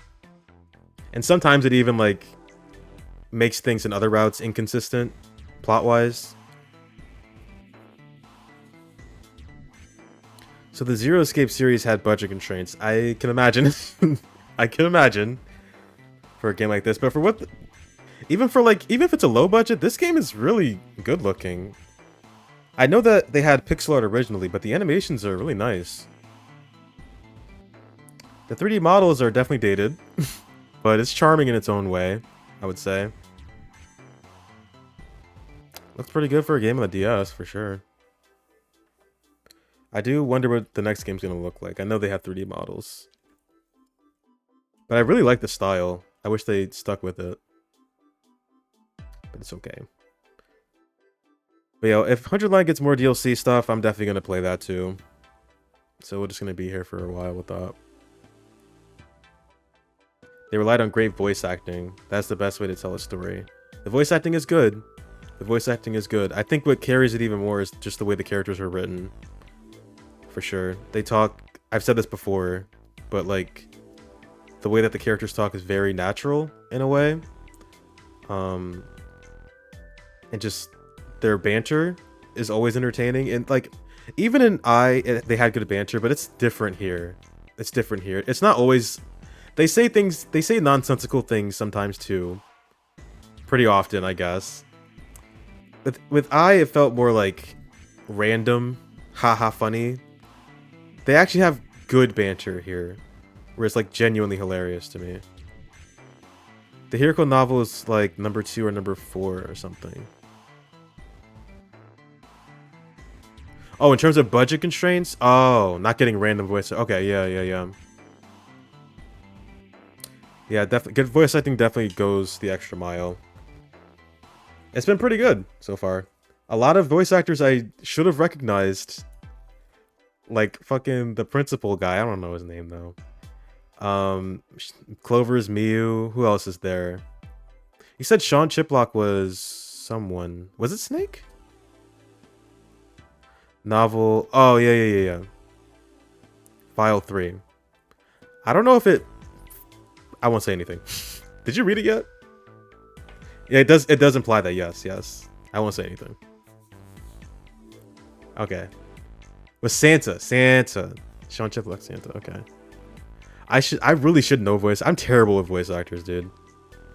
You could tell me a name, I'm like, oh, he played this character, but once I hear them, I'm like, who's that? Who's that again? Is June somebody I would recognize? In Japan? Really? Oh, I didn't even know that. I know he's like he's a very popular. He's like fucking Johnny Young Bosch. He's in everything, right? The major game I would recognize him from, you probably don't know it clearly. Trails of Cold Steel. I think he was the protagonist. Yeah, he's Rain.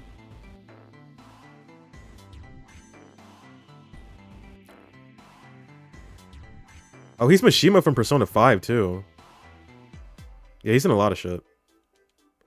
Do you know who June is? Who else should I recognize that I just don't?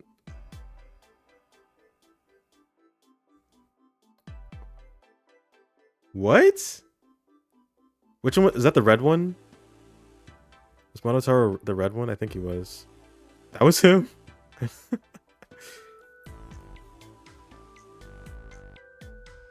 Actually, you know what? I'm not going to look up these characters' names just in case I might get spoiled. Alright, who's saying sex-based terms? How dare you? Oh yeah, the butthole. Yeah. I had no idea what Virtue's last reward was, but then they got Laura Bailey, Troy Baker, Liam. Oh, I love Liam O'Brien, Aaron Fitzgerald. Yeah, I'm not gonna look. I almost did. Okay, we'll have to talk more about this tomorrow. We're gonna finish this up. But thank you, Omega Kupo and Meat Miner. And Nicole was here for like 2 seconds. Thank you for being here. Always appreciate it. Miss Chie, yeah. And thank you, Saribot, for banning 2 people, I think, tonight. It's been on top of it. I don't have to do shit. I just sit here, and then I press buttons, and I add numbers terribly. But yeah, thank you all for being here, and anybody who might have stopped by, and anybody who might see this in the future. I'm gonna get my fucking mind blown tomorrow, right? Oh, this should be the part that's like crazy. Right. You guys, well, not you guys. Well, some of you mentioned. Basically, one person said that there was a moment in this game that they weren't sure how it was going to translate to a port on PC. I'm very interested to see what that's going to be. I have no idea what that would mean. But we're going to find out. But yeah, until next time, peace out.